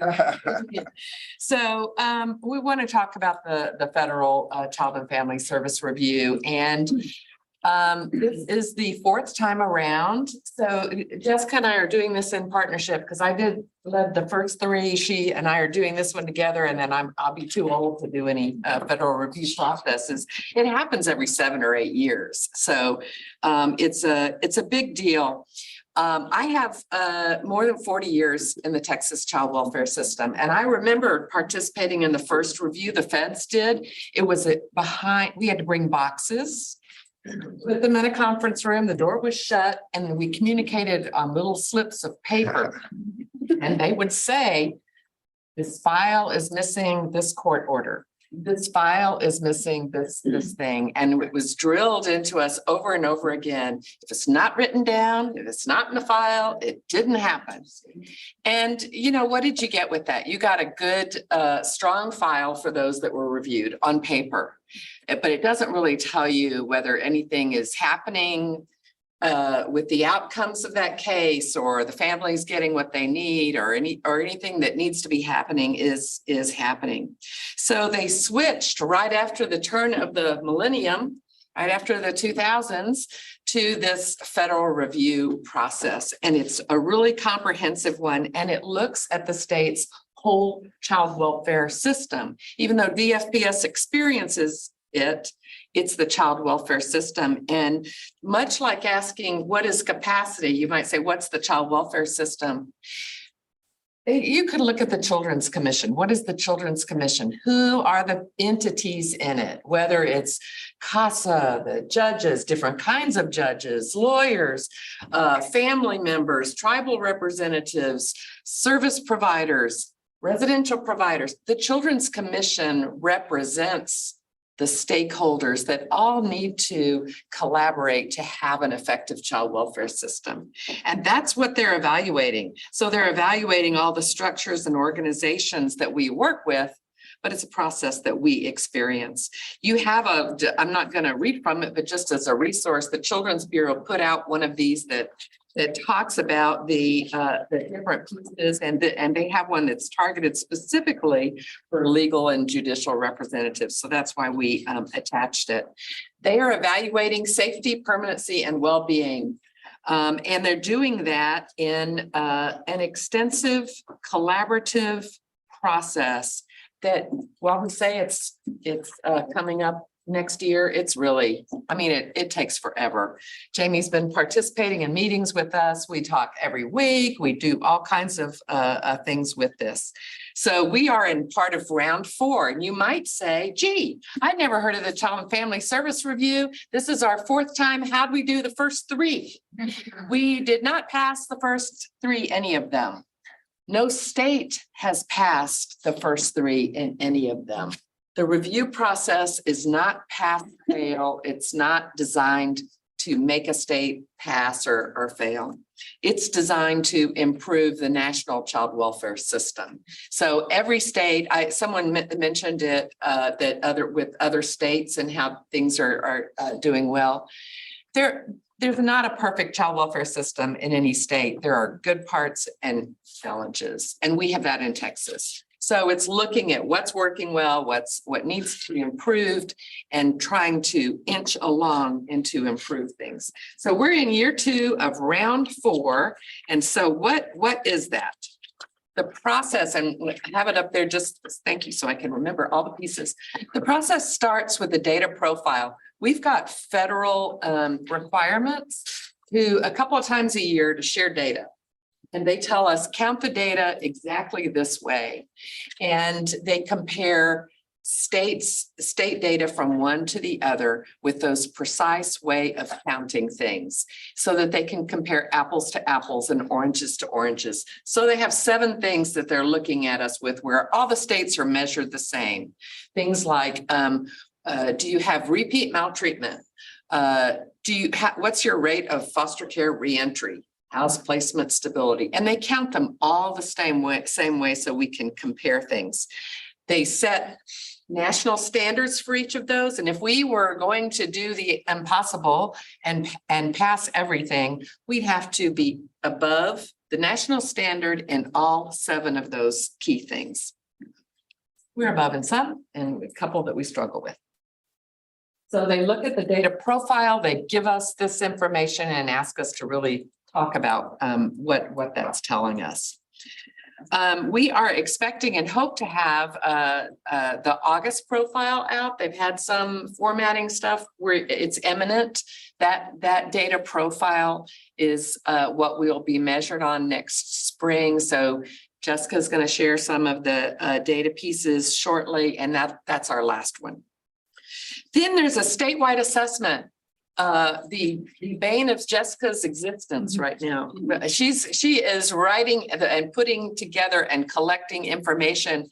We are taking notes and listening to discussion, things that you guys say this is working, or I have in my court, we do this kind of a process, and this is I just have to say, I love the question, can't we do anything to help my caseworkers, the ownership with that for, we all have different pieces that we're looking at. So we're taking notes and putting that into it. But it's an opportunity to look at our own self-assessment, what's working well, what's not working well, what are the big challenges you have, what's the best part, and where we write all of those pieces.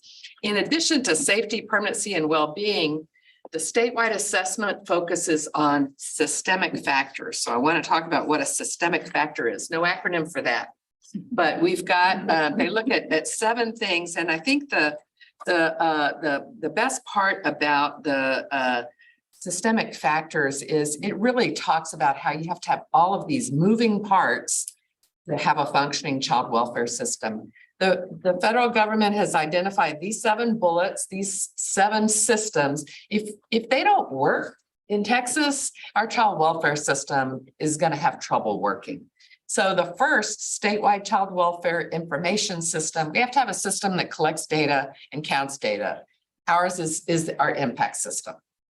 The case review system is not like looking at cases, but is the judicial and legal process of judges reviewing cases, making sure that decisions are made appropriately, making those decisions, looking at the case in a regular process, and making sure that that's functioning everywhere. We have to have a functioning quality assurance system. You have to know how you're doing, what your strengths and weaknesses are. When you make changes, you have to know the impact of that. So we have to have a functioning system. You have to have a way to, you have to have a system that trains staff, regardless of whether it's legacy or our community-based care providers. And you have to train them. New staff, ongoing staff, and you have to train your residential providers, the ones that we are licensing and paying to take care of children. The next one is the service array and the development of resources for that. This is a challenge for us because they're like, do you have it completely on the continuum, completely in every region, completely for every language, completely for every need? You see why it's not really possible to pass everything? We have things, we've talked about our residential abilities. If you just count how many beds do you have, that's never worked for us. Because the bed has to be the right kind of bed for the right gender, in the right location, available at the right time. You have to have a relationship with the community. And because we can't do this by ourselves, this is us. And so that's part of why we are here and talking about this. We have to do this together. We have to have our partnerships and come to you and say, we can do this, we can do that. Will that work? What do you think? We have to hear suggestions and input. We have to have our partners working with us, and we need to work with our partners. And then last system is the foster and adoptive parent licensing, recruitment, and retention. So we have to have a way for those family children that don't have family or kinship caregivers, they need to be cared for by someone else. We have to have a way to find them, to recruit them, to keep them, to license them. So those are the systemic factors. I'm going back to this because I skipped. Thank you. So when we say they're coming next year, they are coming for a whole week the week of April 22nd. And they don't look at our beautiful statewide assessment once published. They will be talking to people, and that's what they do. They come and they talk to stakeholders. And so in a week, and some of you have been in past review rounds where they have talked with you. They want to hear, how's it working? How is the case review process happening? We've had a focus group of nurses before, talk with them about this is how it works in my courtroom. They've talked with residential caregivers, with CASA, with treatment providers, with families, with youth. So we will have that all happen the week of April 22nd. And then there is an on-site case review. If we have the federal government do it for us, they would do it that same week, and they would bring an army of 50 people. We'd spread out and they would do all the cases. But we are using the process that Jessica's team does all the time. When we started doing the earlier rounds, we realized the information we gained from that was helpful. So we do that on a quarterly basis all the time. It's not disruptive to the caseworkers that way. We always are talking with the children in the cases that are randomly pulled, the families, the staff, different people. So we will be conducting that with Jessica's team during those 3 months. And then we will find out what they say are our strengths and weaknesses, if they agree with that or what they find differently. When they look at those cases, we would have to have an average of 95% on everything for 95% of the cases. If nothing else, that reflects how it's not really possible to achieve that. They want an A+ in everything. So they will find areas that we need to improve. They will say, this is the cost of that. We're going to withhold this amount of federal money for these shortcomings unless we negotiate a program improvement plan. And then that, the collectors of acronyms, is called the PIP. The PIP will pop and we will do it. And if you work on raising just a little bit those areas they identify as an issue, then they set aside the fine and we go through the next round. So that's how they incrementally improve things, by doing, most states want to do a program improvement plan. There are a couple that get so few federal dollars that they just go, yeah, no, you can keep the money, but that would not be Texas. We do a program improvement plan and we will do it well. You ready? Okay. I wanted to pause for a second before we move into the data. If anyone had any questions with what Liz has said, to give you an opportunity to ask those while we're still on that. Is there going to be a segregation between the legacy system and community-based care, or how will that be quantified? There is no separation. So children in conservatorship, whether they are served by the legacy system or an SSCC, if they're randomly pulled in, then we do that. And that's what we do today. So we do these reviews quarterly, and we are often reviewing cases in a catchment area served by an SSCC and giving that feedback. My staff have strong relationships with their community-based care partners. And in some areas, my staff have permission to get into their system, just as they do in our current impact system. So they're able to get into their system and review the cases to prepare for their stakeholder interviews with their staff. So when folks read the reports that come out and the data that comes back in the plan, will it be instructive to compare the two, or will the data just be mixed and it be impossible to segregate it out?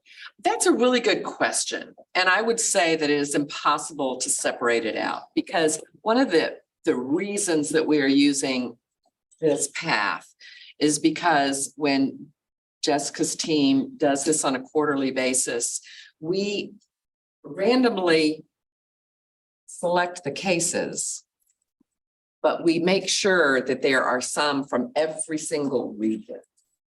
If the federal government does it, they pick 3 counties. They always go to Houston because their rules say the largest urban, single urban area. They always go to Houston.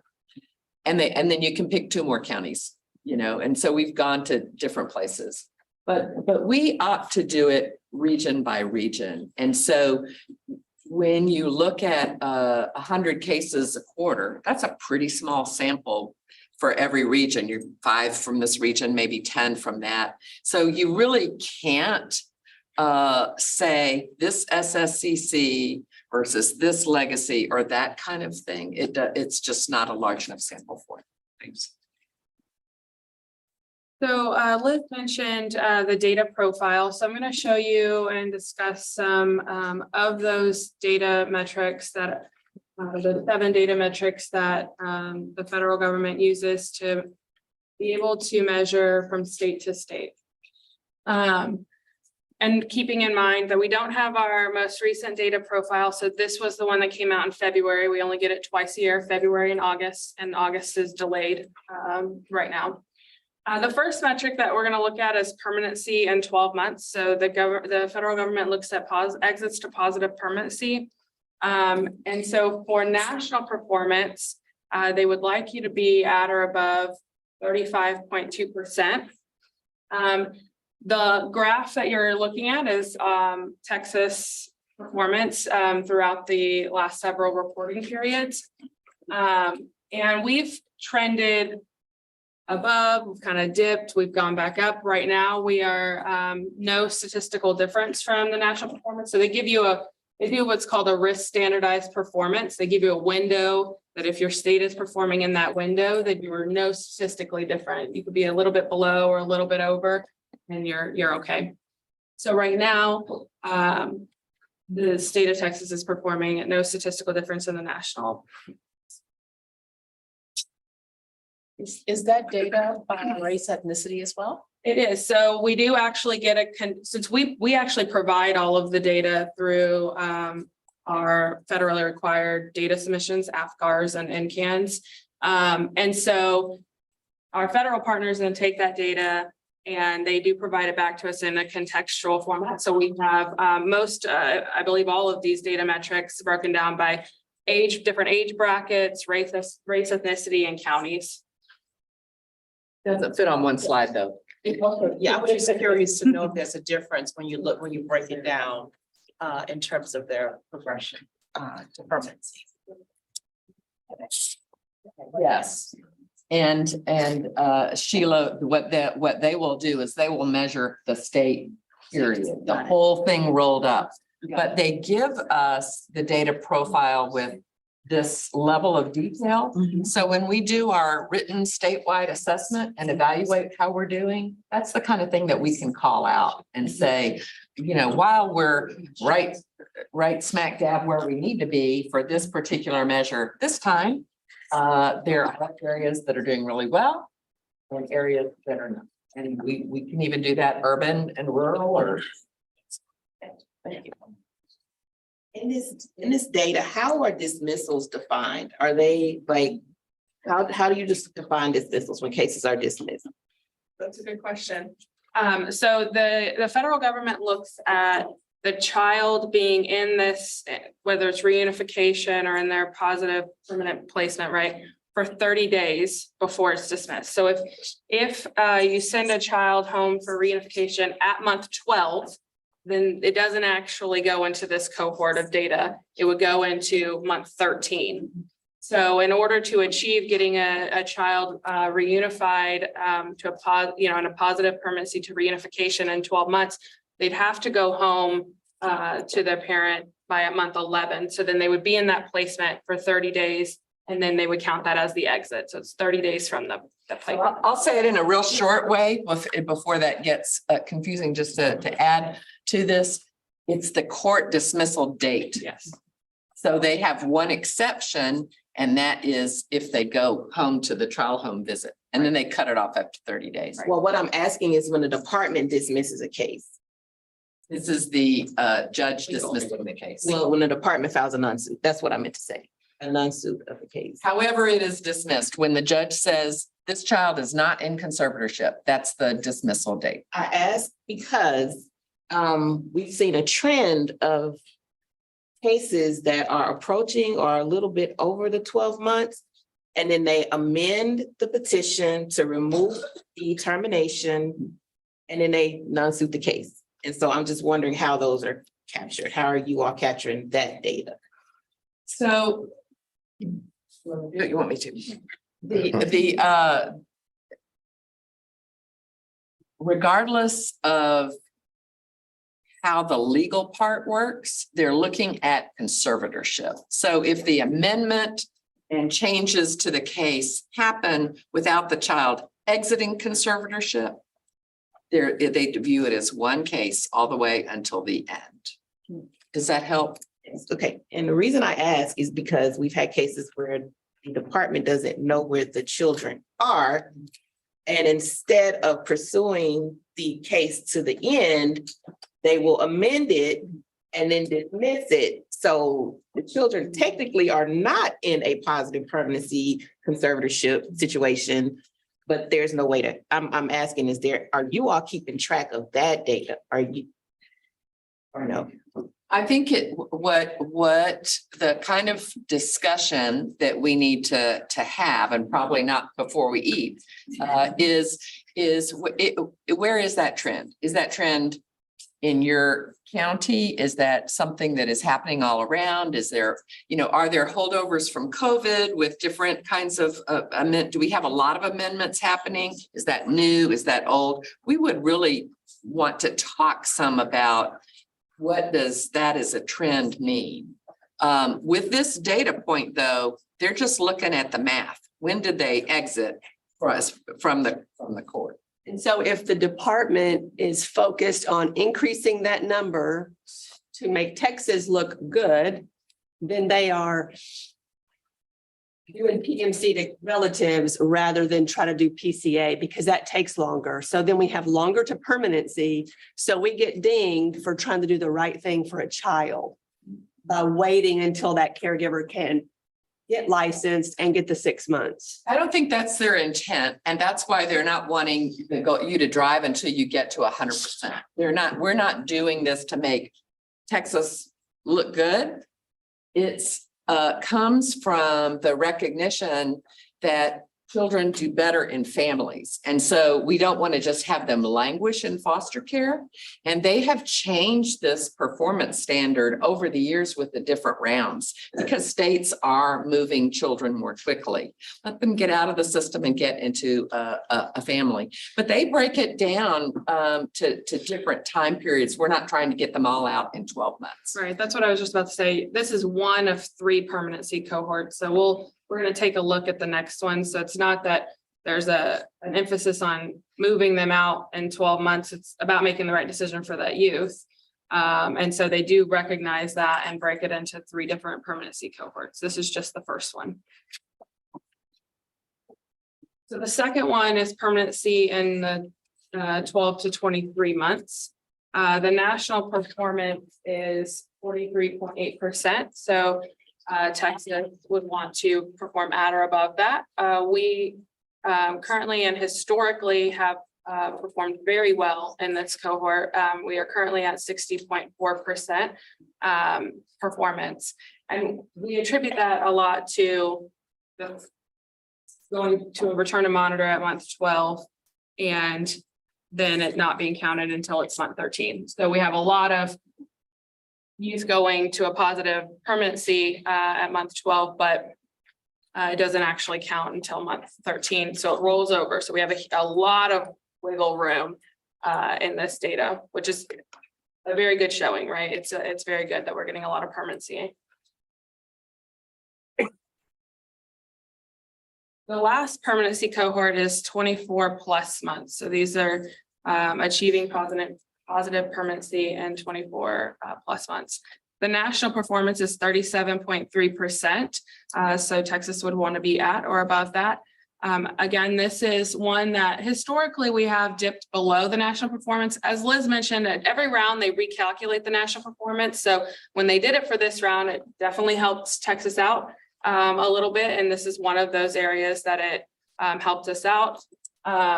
we are currently at 38.0%. So we're statistically, I mean, we're a little bit better than the national performance, but statistically, they would say we have no difference in our performance. We're hoping our tardy August data profile looks at or better than these 3 slides, because we'd be in good shape with all 3 of these. So then, of course, you know, when we're talking about permanency, one of the questions that comes up is, well, what happens? How are they coming back into care? What's our foster care reentry rate look like? So we wanted to include that. They also, one of the 7 data metrics that's measured in the data profile is reentry into foster care. So for the national performance, you would want to be at or below 5.6%. Again, Texas has done really well historically, meeting or exceeding rather that national performance. So we're currently performing at 2.3%. So what this tells us is that when our youth achieve positive permanency, they are staying home or staying in their positive permanency placement. This is just a little yes to Jessica's comments from past rounds. In round 1, they didn't have these, they didn't have so much complexity. They just had 6 data points. And one of them for permanency was how many children went home in 1 year. And the state said, wait a minute, if you need a certain percentage going home in 12 months, we're just going to give up if a child is in care 12 months and 5 days, because we can't ever impact that. You're driving it to long stayers, to children that languish in care. So they came back to breaking up the 3 time periods and really looking at the first year, kind of the middle, and the long stayers. So when we continue to push for positive permanency for a child that's been in care for a while, we still are doing well with that. They also added the reentry to foster care because there were states that blew the top out of the first 12 months. It was a state out west, which shall not be named, but they had like, 75% of our kids go home in 3 months, 4 months. So they were the best in the whole country for the percentage of exiting care in the first 12 months. And they all came back. So a quarter of them came right back. So you can't look at permanency and exits to care away from foster care reentry, because a revolving door does just as much, if not more, damage to a child than one time and then going to permanency. So that's how they've adjusted every single round. I have a question. I see you exclude the numbers for adoption, but do you track that at all? Reentry after adoption or PMC? Adoption disruptions. Yes, and PMC. They do not. The federal, so these are the federal measures. They have found these 7 points are the only things they can really compare apples to apples and oranges to oranges to with all the states. Do we track it? So when a child comes into care and if they've previously been adopted, we or to PMC, we know that we have that information. I don't know that we have a percentage of that, how many do that over time. It's really difficult with, it could be anytime. I want to be 5 minutes. I know we're running up on our time, but part of some of the stuff that Liz has shared with our with going into round 4 and the importance of stakeholder voices and engagement. I did, being adventurous with technology, I did put together just a short 2 question kind of survey asking you all to elicit some feedback from you all that will help me with assessing our state and our performance. So if you take some time to answer those, the survey should be open. That's right now. Right now. And it's just asking what you feel are the Texas Child Welfare's greatest strength is and our greatest weakness. Like 1 or 2 words. Yeah, just a short response, 1 or 2. We're not gonna be able to show this. I don't have. I'm not.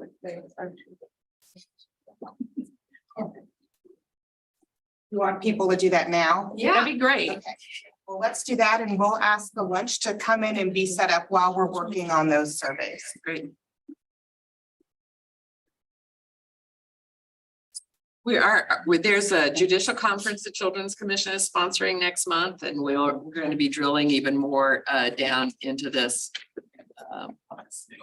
And talking about the data pieces. Are there any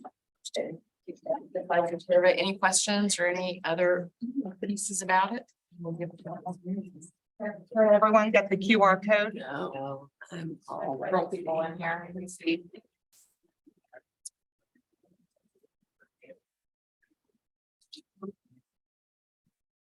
Thank you, guys. Appreciate it very much.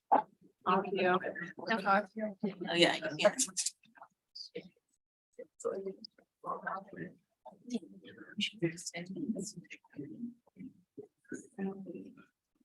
Okay, well, thank you so much to Liz and Jessica for the review of the review.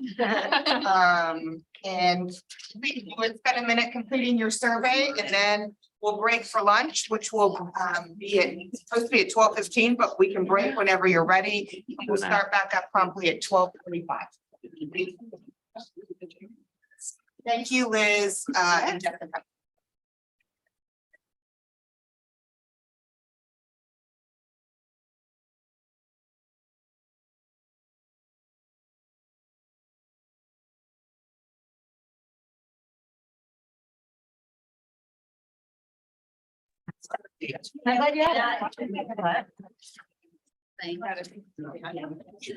Winding down. Welcome back from lunch. I hope you enjoyed that break. Had some good conversation.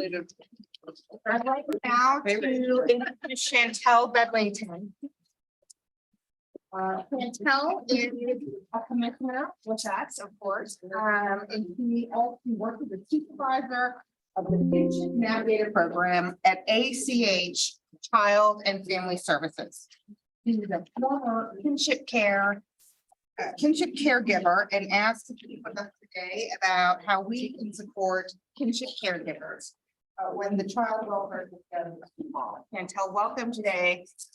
Thank you for your presentation and please go ahead. Thank you. All right, yes, thank you very much. My name is Chantel Bedlington, and I do work with one of the Kinship Navigator pilot programs that you've heard about.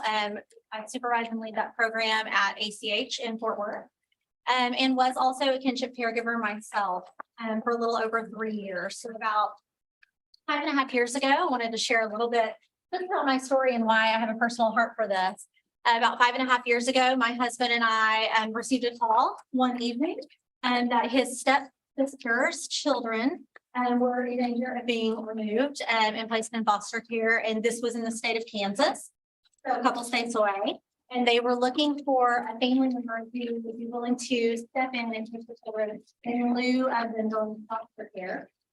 While his stepsister did the appropriate things that she needed to do to get healthy. And we made this decision, kind of a spur of the moment notice. You don't get a lot of notice with kinship. So it was kind of, we'd like to know in the next 24 hours. And so the next morning, on Friday morning, we emptied out my SUV and drove to Kansas and picked up an 11 and 7-year-old niece and nephew. That's my husband's stepsister, has struggled with drug addiction. And so we didn't really have a close relationship with her. I think we'd laid eyes on these kids 3 times ever when they moved into our home. But we were someone that they had laid eyes on before. And so we really just felt like it was the right thing to do. I can't really explain it more than that, other than we had 3 kids already and thought, well, what's 5? And so we went and picked up 2 children and brought them home. We would find out later when we got home. I remember when I got to Kansas and there was a protective worker there and she gave us a power of attorney notarized, this is not my world at all, child welfare. Prior to joining Kinship Navigator, and my education and training is all in pastoral work. I was working as a pastor at the time. And so a power of attorney, that seemed official. That seemed like it would be worth something. Great, I'll take that. And I remember saying to the worker there, so will I check in with you? Will I work with you? Will somebody want to know where these kids are and what's going on? And she said, you're going to Texas, Call Protective Services in Texas. Oh boy. I got to Texas and called Protective Services and they said, are you making a report? So I quickly found out I was on my own. And that's the story of the caregivers that we work with every day. I didn't know at the time, and I would later find out that we had 2 children who had fetal alcohol syndrome. The little guy had been getting Social Security benefits for his disabilities. He has the facial markers.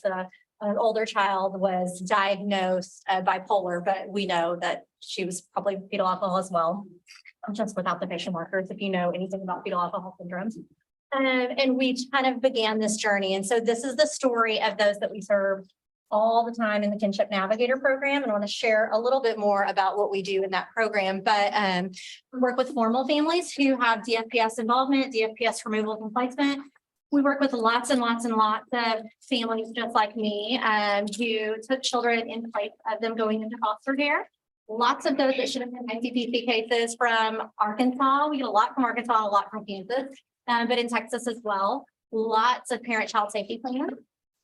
And then lots of those very, very informal kinship families that have grandchildren or nieces and nephews because of a death in the family, because of drug addiction, because mom dropped them off for a weekend and never came back. And you know the stories that create these situations. So why is kinship the most important? Why do we promote kinship? And caregiving is the best option for children. And the number one reason is permanency. There are fewer placement changes we know within kinship families. They are less likely to enter or re-enter the foster care system. And it's like our situation, relatives, if they need to, are willing to adopt. So this lovely little slide came from Generations United, but families are willing to adopt. And so there's permanency there. There's higher safety and felt safety for these families, higher behavioral health and mental health outcomes for these children. Increased likelihood that brothers and sisters stay together. We see very large numbers of kinship children go in placements together, 7 and 8 children sometimes in some of our homes. And there's a preservation of cultural identity when families stay together, which of course creates higher stability and higher sense of belonging. And I want to show you guys this. This is from 2020 census data. This lovely slide came from grandfamilies.org, but this is based on 2020 census data. There are 892,721 children as of 2020, according to the census, living in homes where a relative is the head of the household. So this includes situations where parents are in and out of the home, teen parents, disabled parents, and multi-generational homes, right? But a kinship caregiver or a relative is the head of the household, not a bio parent of the children in the home. Of those, 286,000 children are being raised by kin with no parent present in the home. Again, according to 2020 census data, that's 266,337 grandparents responsible for their grandchildren in the state of Texas. 60, 70, 80-year-old grandmas and great grandmas responsible for their grandchildren in the state of Texas. And of those, only 11,303 are children in foster care being raised by kin. For every one formal foster care kinship care placement, there are 24 in the state of Texas being raised by kin outside of foster care informally. That's a little higher than the national average.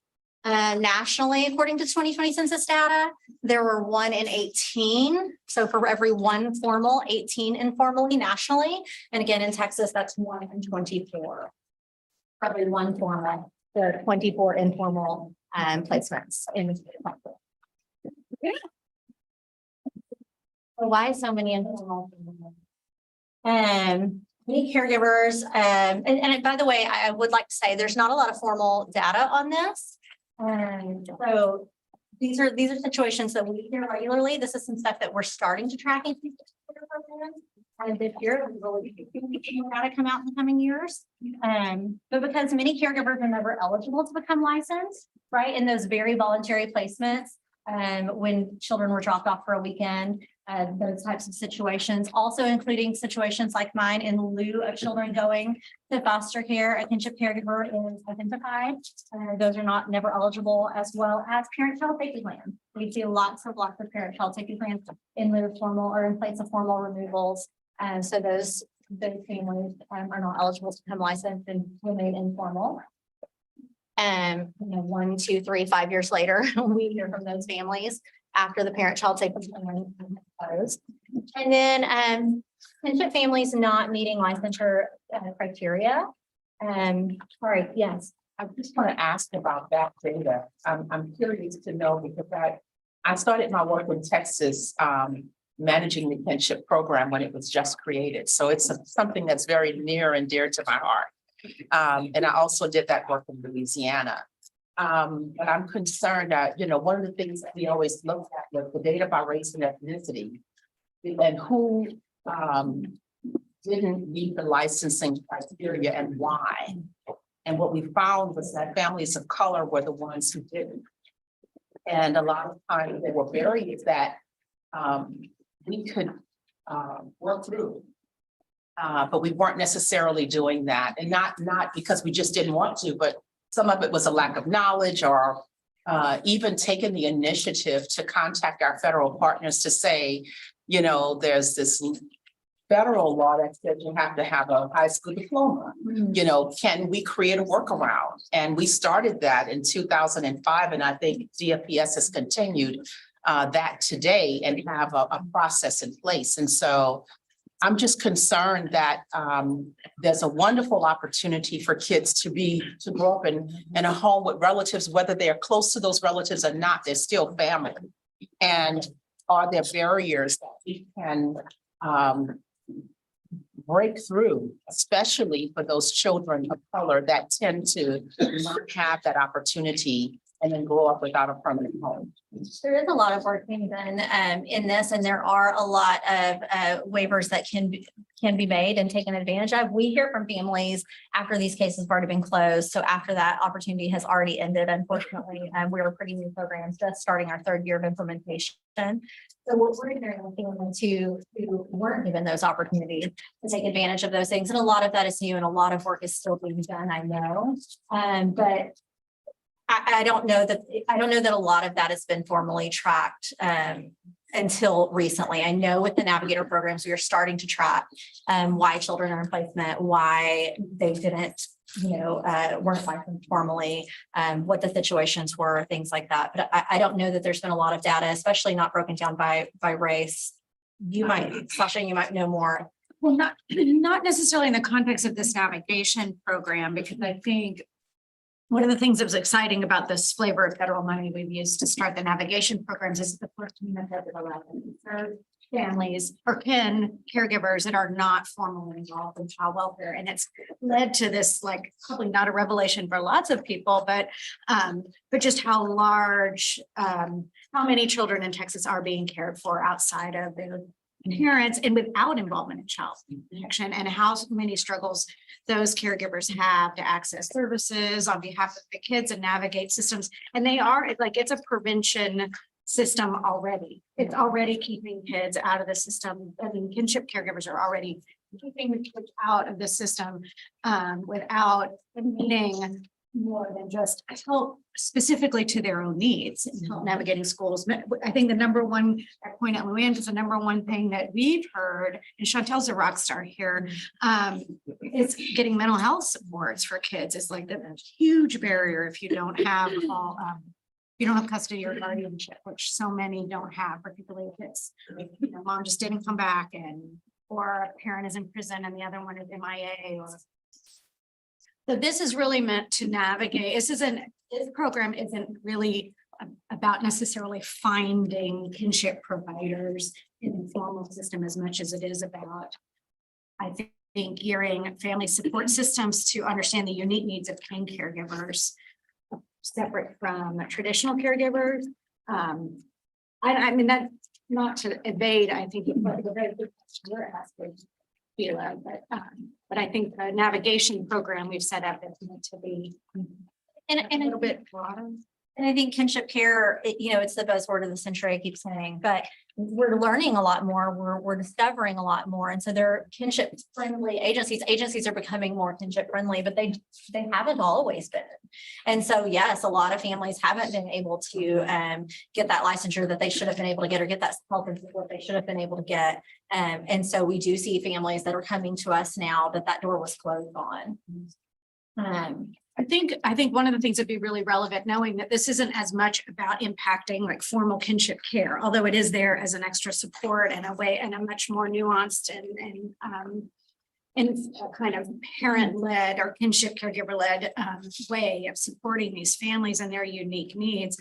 But I think to your point, to sort of figuring out the barriers that all of these caregivers face, which I'm sure you could do some good data work at that broader set about race and ethnicity, even just service, what I call like service shyness or service aversion for those reasons, like people who aren't accessing or struggling to access supports, whether it's, whether it is with child welfare, like you said, that's usually a small window for these families, or whether it's the broader system of schools and mental health and other support systems they need to help them.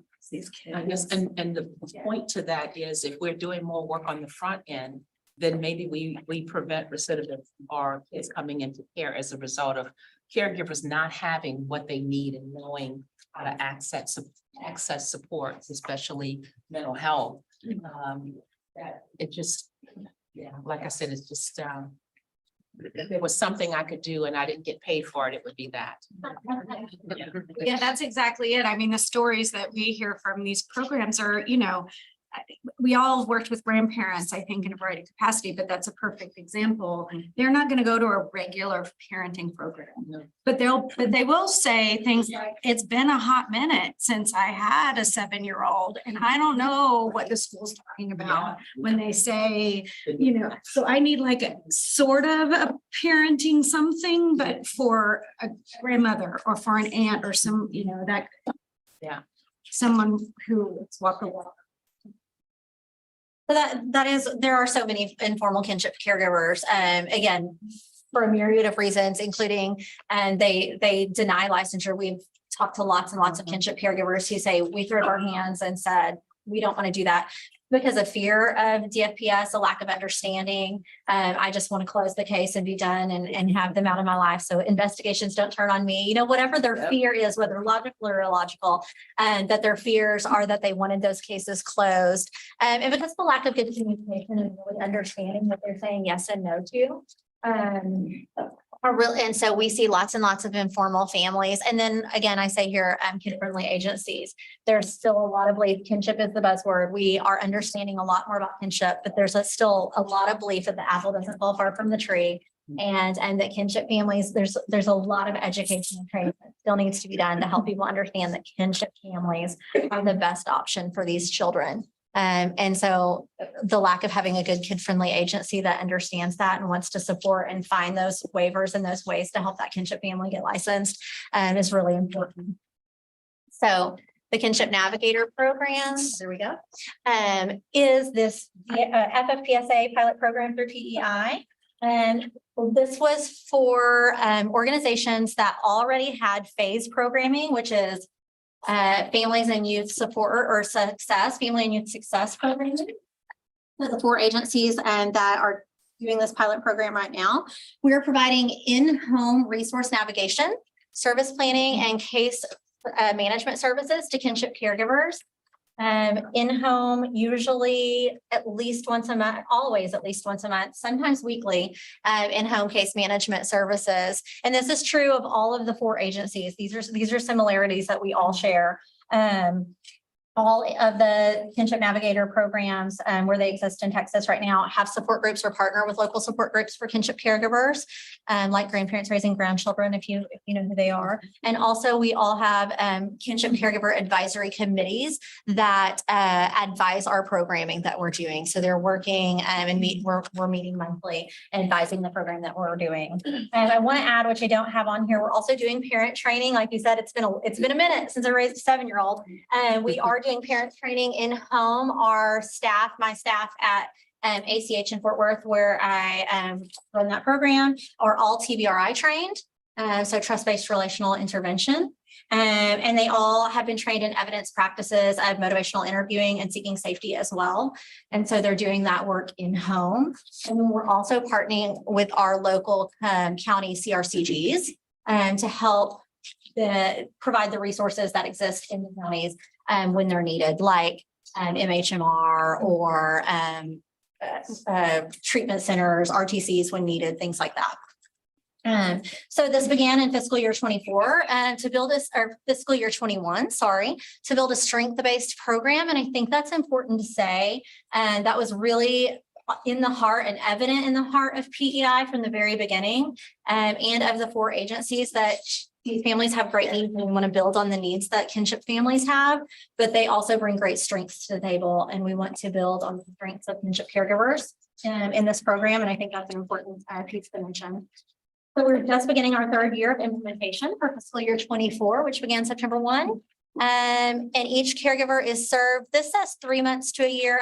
We've never served a caregiver for only 3 months. We're serving most kinship caregivers for 6-9 months to that year mark, the majority of them. And again, we're in home at least monthly, sometimes weekly.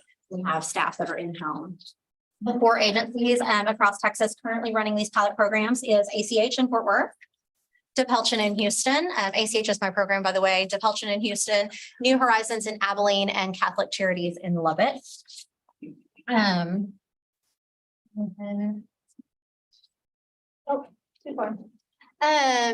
I wish I had this data. We just finished our 2nd year of implementation. So I wish I had this data for all 4 agencies combined. I don't have that because we just finished this up. But this is what I can tell you what happened in 3B, where I serve for fiscal year 23, and how we made a difference. So 63 caregivers were enrolled in our program, receiving, like I said, weekly to monthly in-home case management, service coordination services. So while only 63 were enrolled, 83 families benefited from warm handoff referral services in these programs.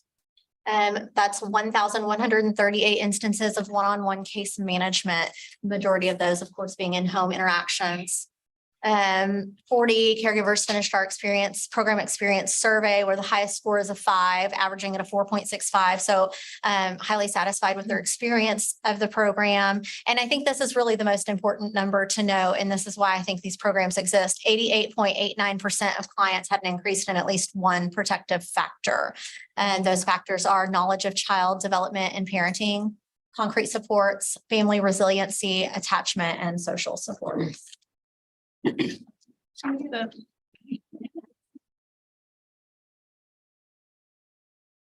is a story of one of the caregivers that we served in our program, and we've given her the fictional name of Susie. So Susie's daughter struggles with drug addiction.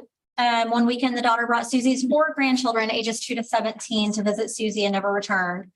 Susie found herself as a full-time caregiver of all 4 grandchildren, while Susie herself lives on a fixed Social Security income. Susie encountered obstacles she never knew existed when caring for kinship children. She needed to enroll her grandchildren in school, but was unable because they did not have appropriate legal paperwork. Fortunately, Susie found the Kinship Navigator program through an online search. The Kinship Navigator helped Susie file a report for the abandonment of her grandchildren and get the children into school through the district's liaison. The Kinship Navigator was able to help her apply for state Medicaid, SNAP, and TANF benefits and provide one-on-one help through the licensure process. Susie met with a specialist in her home once to twice a month, helping her apply for benefits and helping Susie set and achieve goals. One of Susie's goals was to get the older grandchildren into counseling. This was a difficult task as she had no legal paperwork naming her as the child's guardian. Over time, Susie and the kinship navigator were able to contact her daughter and have a power of attorney form notarized, giving Susie the ability to schedule doctor checkups and counseling sessions for the children.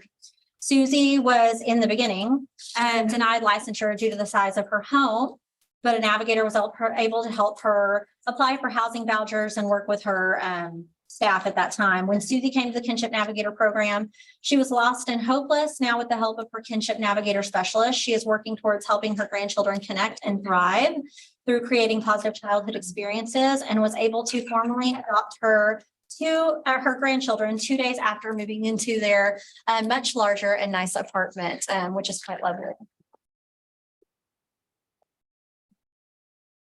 So I want to kind of end my part of the conversation and then open up to any questions of what do kinship caregivers need? We are working with these caregivers, like I said, every day. I have staff that are in home working with caregivers every day. And what they really need is to be considered as the first and most effective placement option for children. That's not on here, but I would say they do need to be considered as the first and option for children. And we've talked to some states with programs they've been running for years. This happens in their courts right away.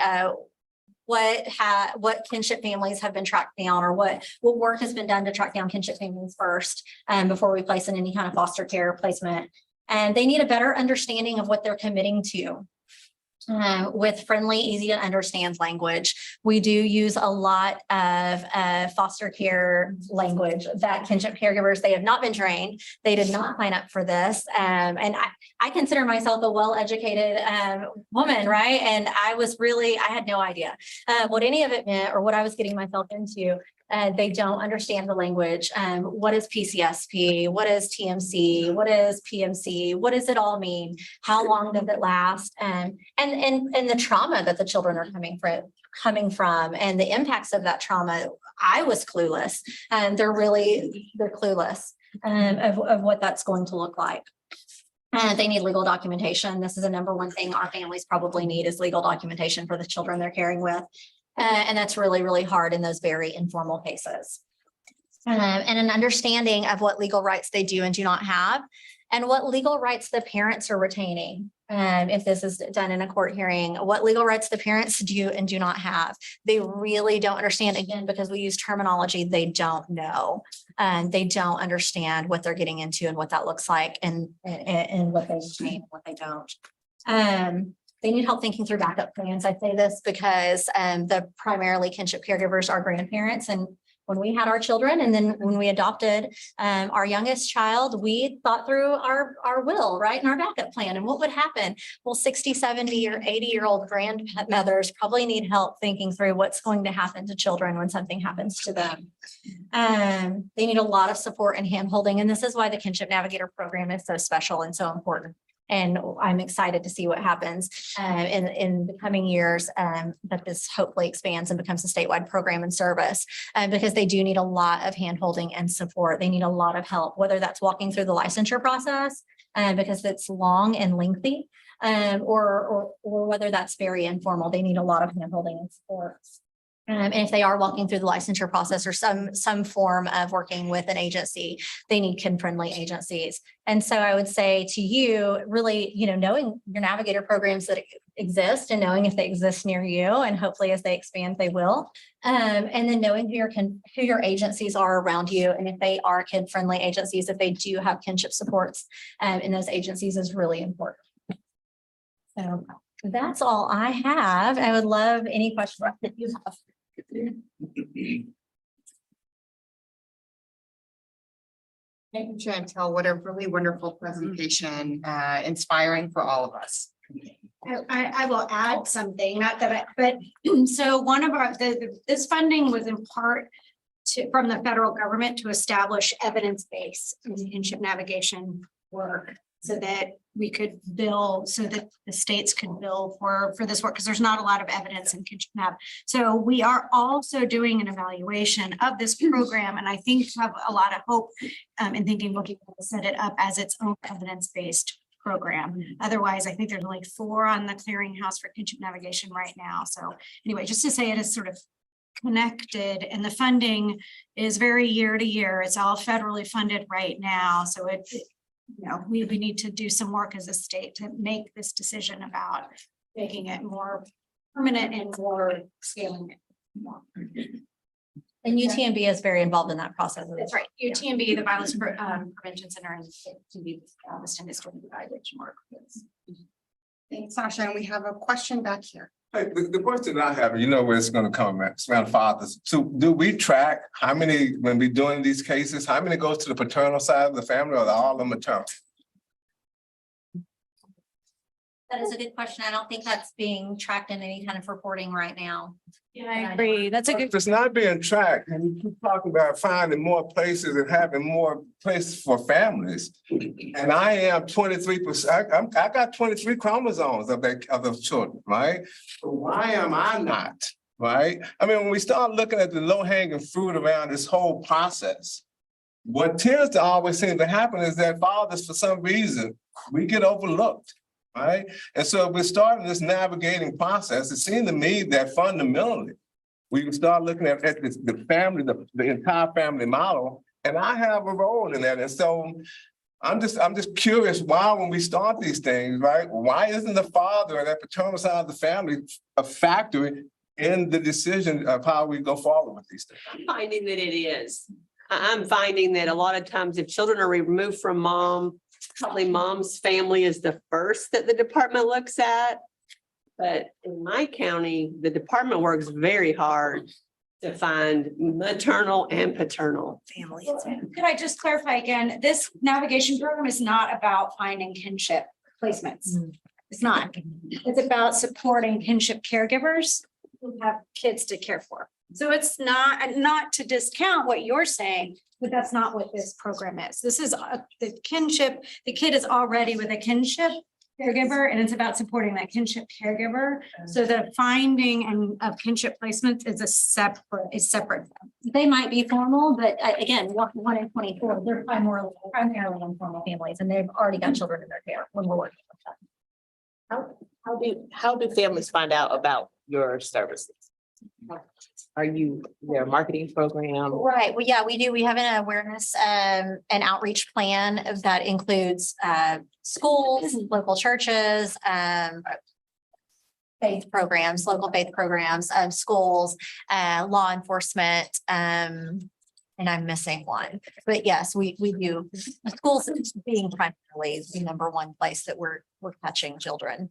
I wonder if there is, and I don't know, is the information about this program on the agency's website or staff when they're placing kids in kinship care, saying, okay, there's this navigator program that you need to, and giving them, sort of helping them make the connection. Are there judges who are, maybe making the decision and they know, and they can say, well, there's this program. Well, part of the issue is, as this happens a lot when we don't have a statewide infrastructure, we only have this service available in 4 communities. So it's sort of hard to advertise it more broadly, systemically, when it's really only available, and not to put Intel or ACH or our phase providers on the map, but that's part of what we're paying them to do, is to outreach to their community stakeholders and make themselves known. So we have information on our website, of course, but I don't know.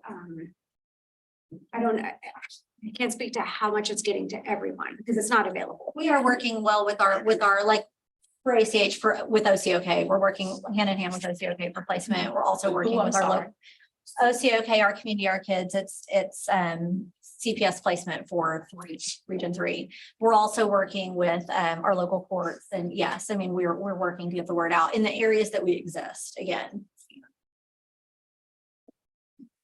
So is this, I'm a little confused. So is this a pre-placement program? I mean, a pre-removal program or a post-removal program? It's a post-placement program. And so, It's totally outside. It's a voluntary placement. okay, well, then it's definitely pre-removal. Hopefully there's not even a removal. voluntary. Okay. It can be post-removal too. Right. Okay. And so, so if it is a post-removal, is this program include working with the family to be licensed? Or are we hoping we can kind of bypass the license thing someday? No, we're never hoping to bypass the licensure if they qualify and can be licensed. We do Okay. work with formal families. Again, it's just, Okay. it's small. Okay. Group of families that qualify. It's a little. How big is that again? Denominator is there's a kinship caregiver. They may be taking care of a child who's been removed and that what they need may be help with the licensure process, but it may be a grandmother who a month has gone by and nobody's come to pick up her grandkids and she's just in the community and has no need for child welfare involvement. So it's all, it's across the continuum of child If welfare. you think of that circle, you know, that formal placement was a really small within that circle within Texas. So we really are, we're serving far more of the 24 than the one of that 1 in 24. But in your example with Susie. Yes, we basically- did walk through the licensure process with Susan. Okay, but really CPS never was not involved until much later on. Until we called, right, yeah. Until she called. Okay, okay, I get it. There's something that Kenneth mentioned, and I'm curious to know. I know back in the day when I was in child welfare, there was a family finder program or initiative. Is that still in place? Because I know that program really did a lot of work to find the paternal side of the family, fathers and all that. And so I'm just curious to know. Yeah, and I think that's what I'm trying to, there is a huge kinship support effort at EFPS. There's so much going on about finding kinship providers, supporting them within the formal system. This is just a small set of services to support those actual caregivers, including those out in the community. From a caregiving perspective, not necessarily from a how to manage this how to get licensed or how to work with child welfare, but really just how do I take care of this kid and. I think one of the real benefits, I mean, there are a lot of them, but one of them is that you also work with families that are not necessarily involved in child welfare, because if those families get supports, then they don't become involved in child welfare. That's why Right, it is- prevention is So that- funding it. Yes. It's the primary, it's the bread and butter of who we serve, right? Unlicensed little grandmas. That's our number one client. And yes, and you know, to those agencies that are fearful that the apple doesn't fall far from the tree, or, you know, for whatever reasons that there's still a lot of discrepancy around kinship care exists, I would say maybe we would repeat the process. Maybe those children would end up in foster care system without support. And so what we're seeing in those protective factor surveys, those increases in the protective factors, I think is really important. Yeah, I think that's the whole point, is that can we stabilize that informal kinship placement so they don't ever have to come to the system and it doesn't disrupt and so that, and Kenneth, I think your point about collecting paternal kin is great. We don't have that data. We don't know of the kins we're working with, who are they coming from, the maternal side or the paternal side of the family. But I don't think it's as connected to the department's efforts to find families. Does that make sense? Not that, because it's really just there. No matter how the kinship caregiver came to have their niece or nephew or grandchild or stepsister or whomever, it's just there for them. So the adult siblings was another big group that I don't think we had thought about, that I don't know how many you're seeing, Chantel, in your area, but. I think we've had 3 maybe total. We have 2 right now. A 19-year-old and a 21-year-old, I think, both caring for their younger siblings. And I'm talking very young siblings that we have right now. Okay, last question, and then we will move on to our next speaker. Actually, I guess I want to go back to something you said, caught my ears about the funding. So clearly amazing work happening in 4 areas of the state. Texas, not surprisingly, going above and beyond, getting an evaluation to show the effectiveness of this, but it sounds like your funding on the federal side is in question. So I just want to know, like, We still haven't even actually gotten confirmation that we have it for this federal fiscal year, but I mean, we're confident they're going to give it to us, but it's been this every year. They're like, okay, we'll fund it 1 more year. It's been one of those. I know anybody who works with philanthropy knows what that feels like. So it's been this set aside as part of FFPSA to help establish evidence-based programming so that states can then bill for it under, Family First Protection Service Act, federal piece of authorization. So I think we really want to keep funding this and scale it out and also where we can't scale out the specific funding, do a lot more education to all child and family service organizations about supporting kinship caregivers.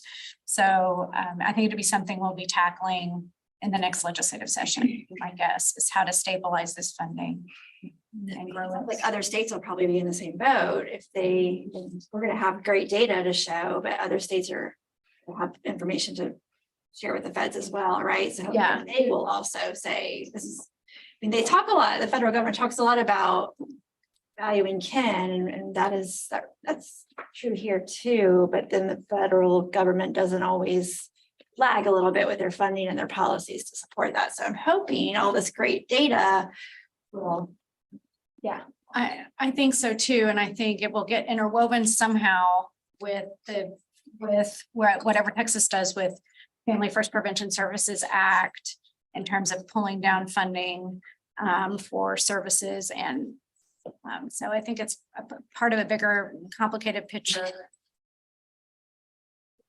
We'll remain optimistic that it will continue and grow beyond your 4 communities. So I want to thank Chantel for presenting today.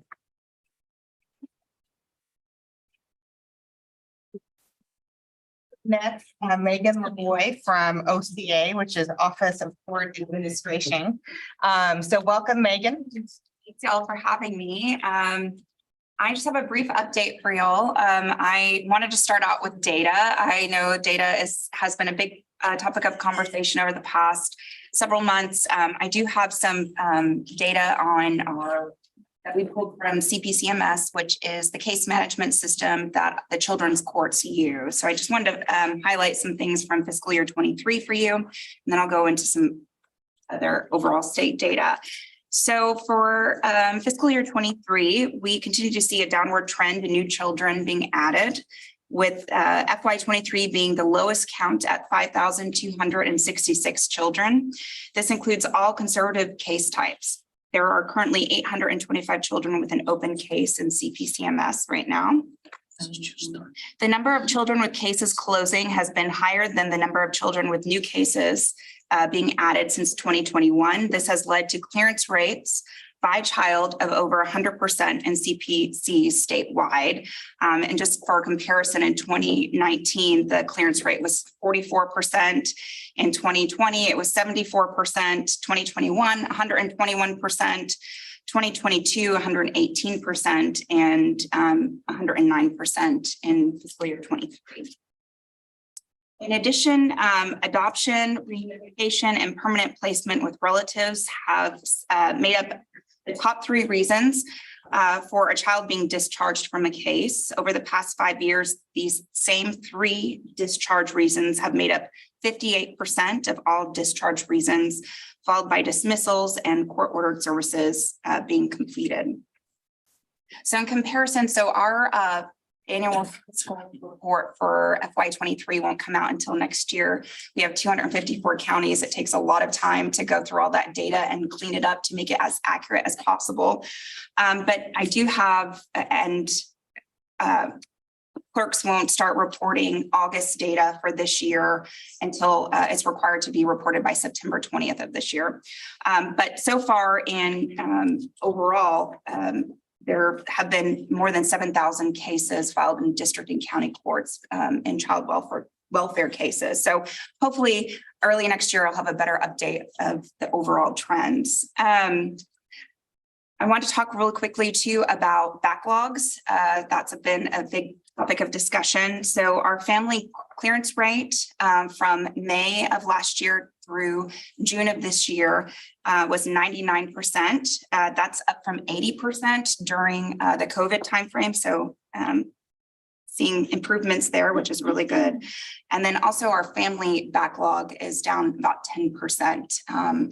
There's been a lot of focus on the backlogs at the criminal level, and our criminal backlogs are actually down 40% from COVID time period. So that's also really good.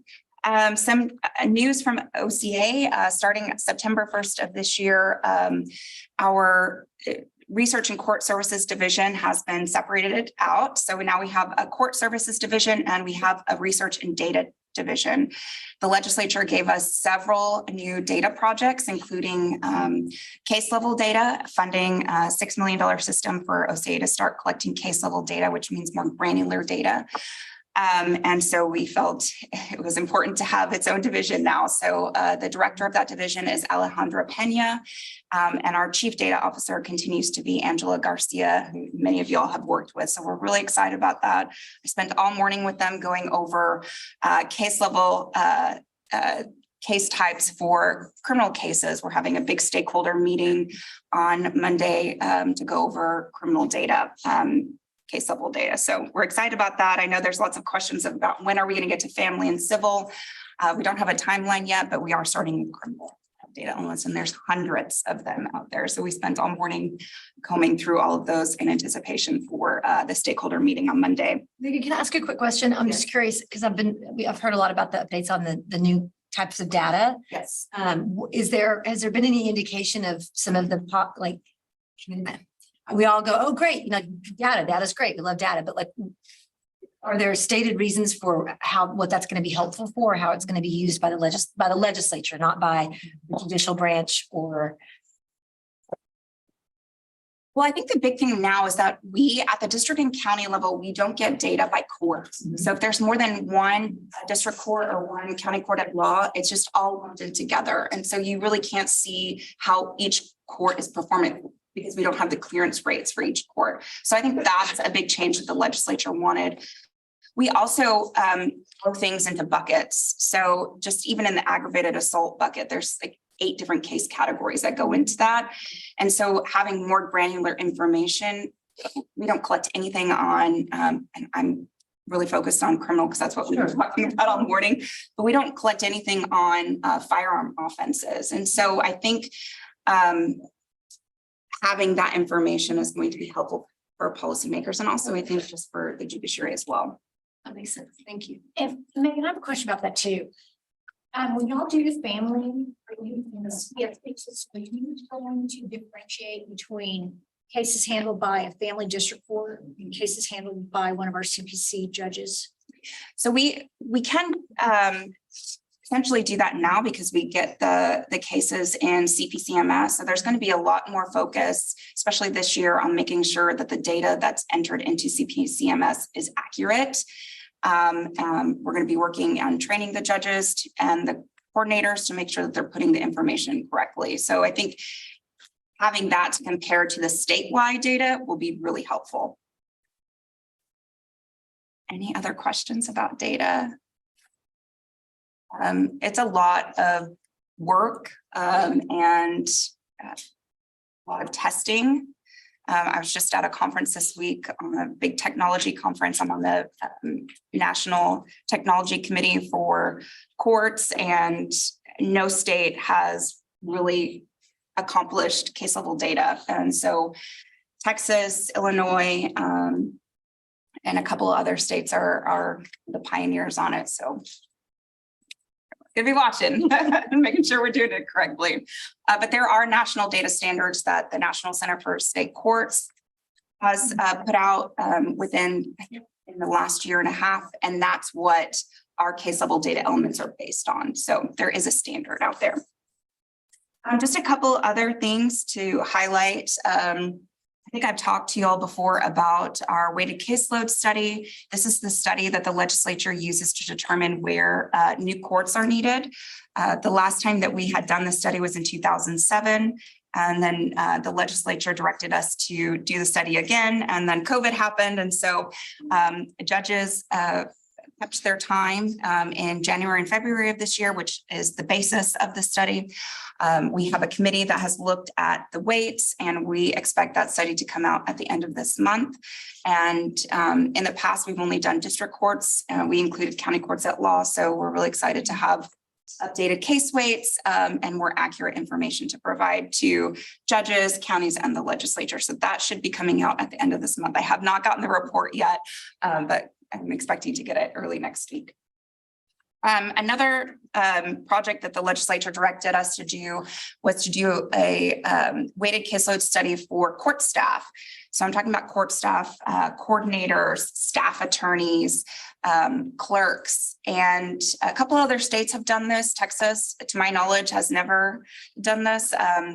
And so we're going to go out to bid for that project. And our hope is that counties will be able, or judges and coordinators, court staff will be able to use that to present to counties to advocate for additional resources. So we're excited about that project too. And then I know I've talked to you all about the text reminder program. This was a bill that was passed 2 sessions ago, but there was no funding provided with it, but it did direct OCA to develop a system for criminal cases that counties can use to remind criminal defendants to show up to court. So this session, they did provide us funding to accomplish that. And we are in the procurement phase for that right now, and we're hoping to extend it to all case types. The number one thing to improve failure to appear rates and appearance rates is to remind the individual to come to court. So be looking for that. I think the RFP is going to go out early this fall. And then something you'll probably be hearing about is that our associate judges did get a pay increase this session. It was put into the court omnibus bill to put that on the paid tiered schedule, similar to what district and appellate judges are on. So after 4 years on the bench, judges will get essentially a 10% raise, and then another 4 year, after 8 years on the bench, they'll get another 10% raise. So we are excited about that and hoping to work on the rest of the judges across the state getting a raise as well, potentially in a special session or next session. Hey, I could probably talk to y'all all day, but I'll stop there and see if y'all have any questions. Yes. I know in 2007 on the workload study, one of the things that came up was that in some counties, like in my county, they lump everybody in together. We might have 5 dads, 10 kids and 1 mom. Whereas in other counties, they'll file maybe potentially 5 separate cases. So if we're counting cases that, in comparing it to say a county that files them separately, on paper, I'm kind of get cheated out of about, 50% of the cases because I have, I'm bundling. So do you think that's going to play a part? I mean, sometimes almost counting them by kids would be probably more realistic of the workload than counting them by cases. I haven't heard that same complaint raised in juvenile cases because the way that a lot of times they're not the clerk doesn't have the juvenile case and the judge is dealing with it individually. So in those instances, because it's not uniform across the state, we usually work with the individual, the judge, the clerk, and I don't want to say, we just have to look at each instance by itself. If there's an anomaly in the data and how you're reporting the data. I'm talking specifically about the child welfare cases. Right. Right. Okay. Before Megan is done, I just do want to say thank you. This last legislative session was difficult and you're in a really hard, everybody knows this, I think, but I just want to go on record because she's getting it from all sides of the judiciary. She's not going to say that, but it was a tough session for better or worse. And people want her help for things they think are good and things that other people don't think are good. And, her position that's not her position to have to take a stand. She just has to, be part of leading the OCA and providing data and picking up the phone and who knows who's on the other end of it. And so I just want to say thanks because you're really, really good at it. Thank you. I appreciate And that. how many research assignments did you get out of the legislative session? We got, for projects, we got 53. That's a lot. How about research requests during the session? Oh, gosh, I don't even know. It's funny because I was at this data conference or this technology conference and they had all these sessions on data. And there is apparently this new software out to track these data requests. So I made note of that. Well, I echo what Justice Countess said. Thank you, Megan, for your presentation today, but also all the work that you do day in and day out.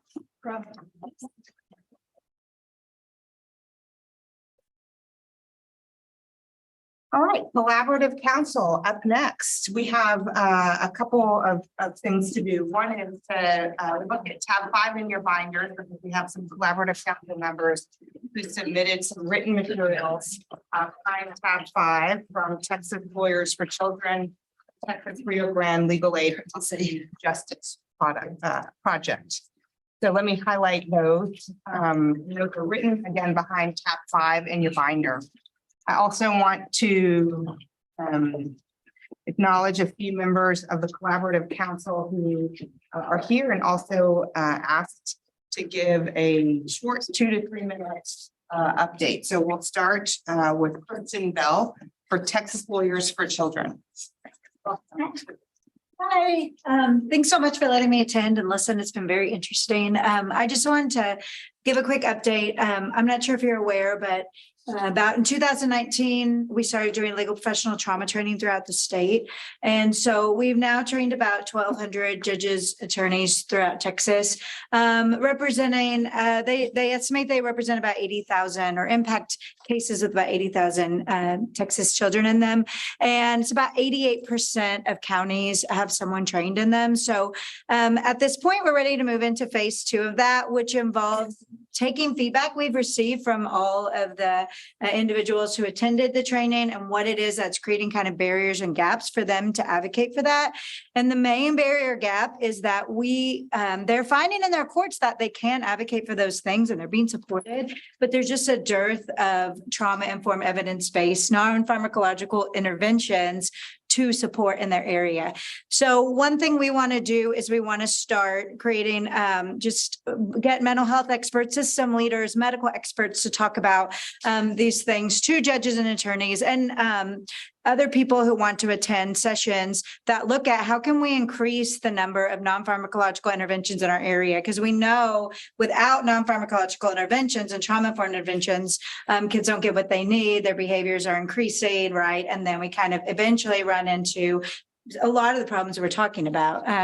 And so the first one that we are doing that's specific of a non-pharmacological that's a big word. A non-pharmacological intervention is EMDR, which is eye movement desensitization and reprocessing. So that is a trauma-informed evidence-based intervention. And so that is in 2 Thursdays, September 28th, and anyone is invited to attend. We actually have 2 nationally recognized speakers speaking at that. They won the Francine Shapiro Awards 2022 and 23, and that's the founder of EMDR. So we're hoping that we have, on the ground experts to help you. So we'd love anyone who wants to attend, and hopefully we can keep working with you guys to increase the services for kids. Thank you. Will that be archived for because it says limited seats, will that be archived where we could possibly go on and rewatch this?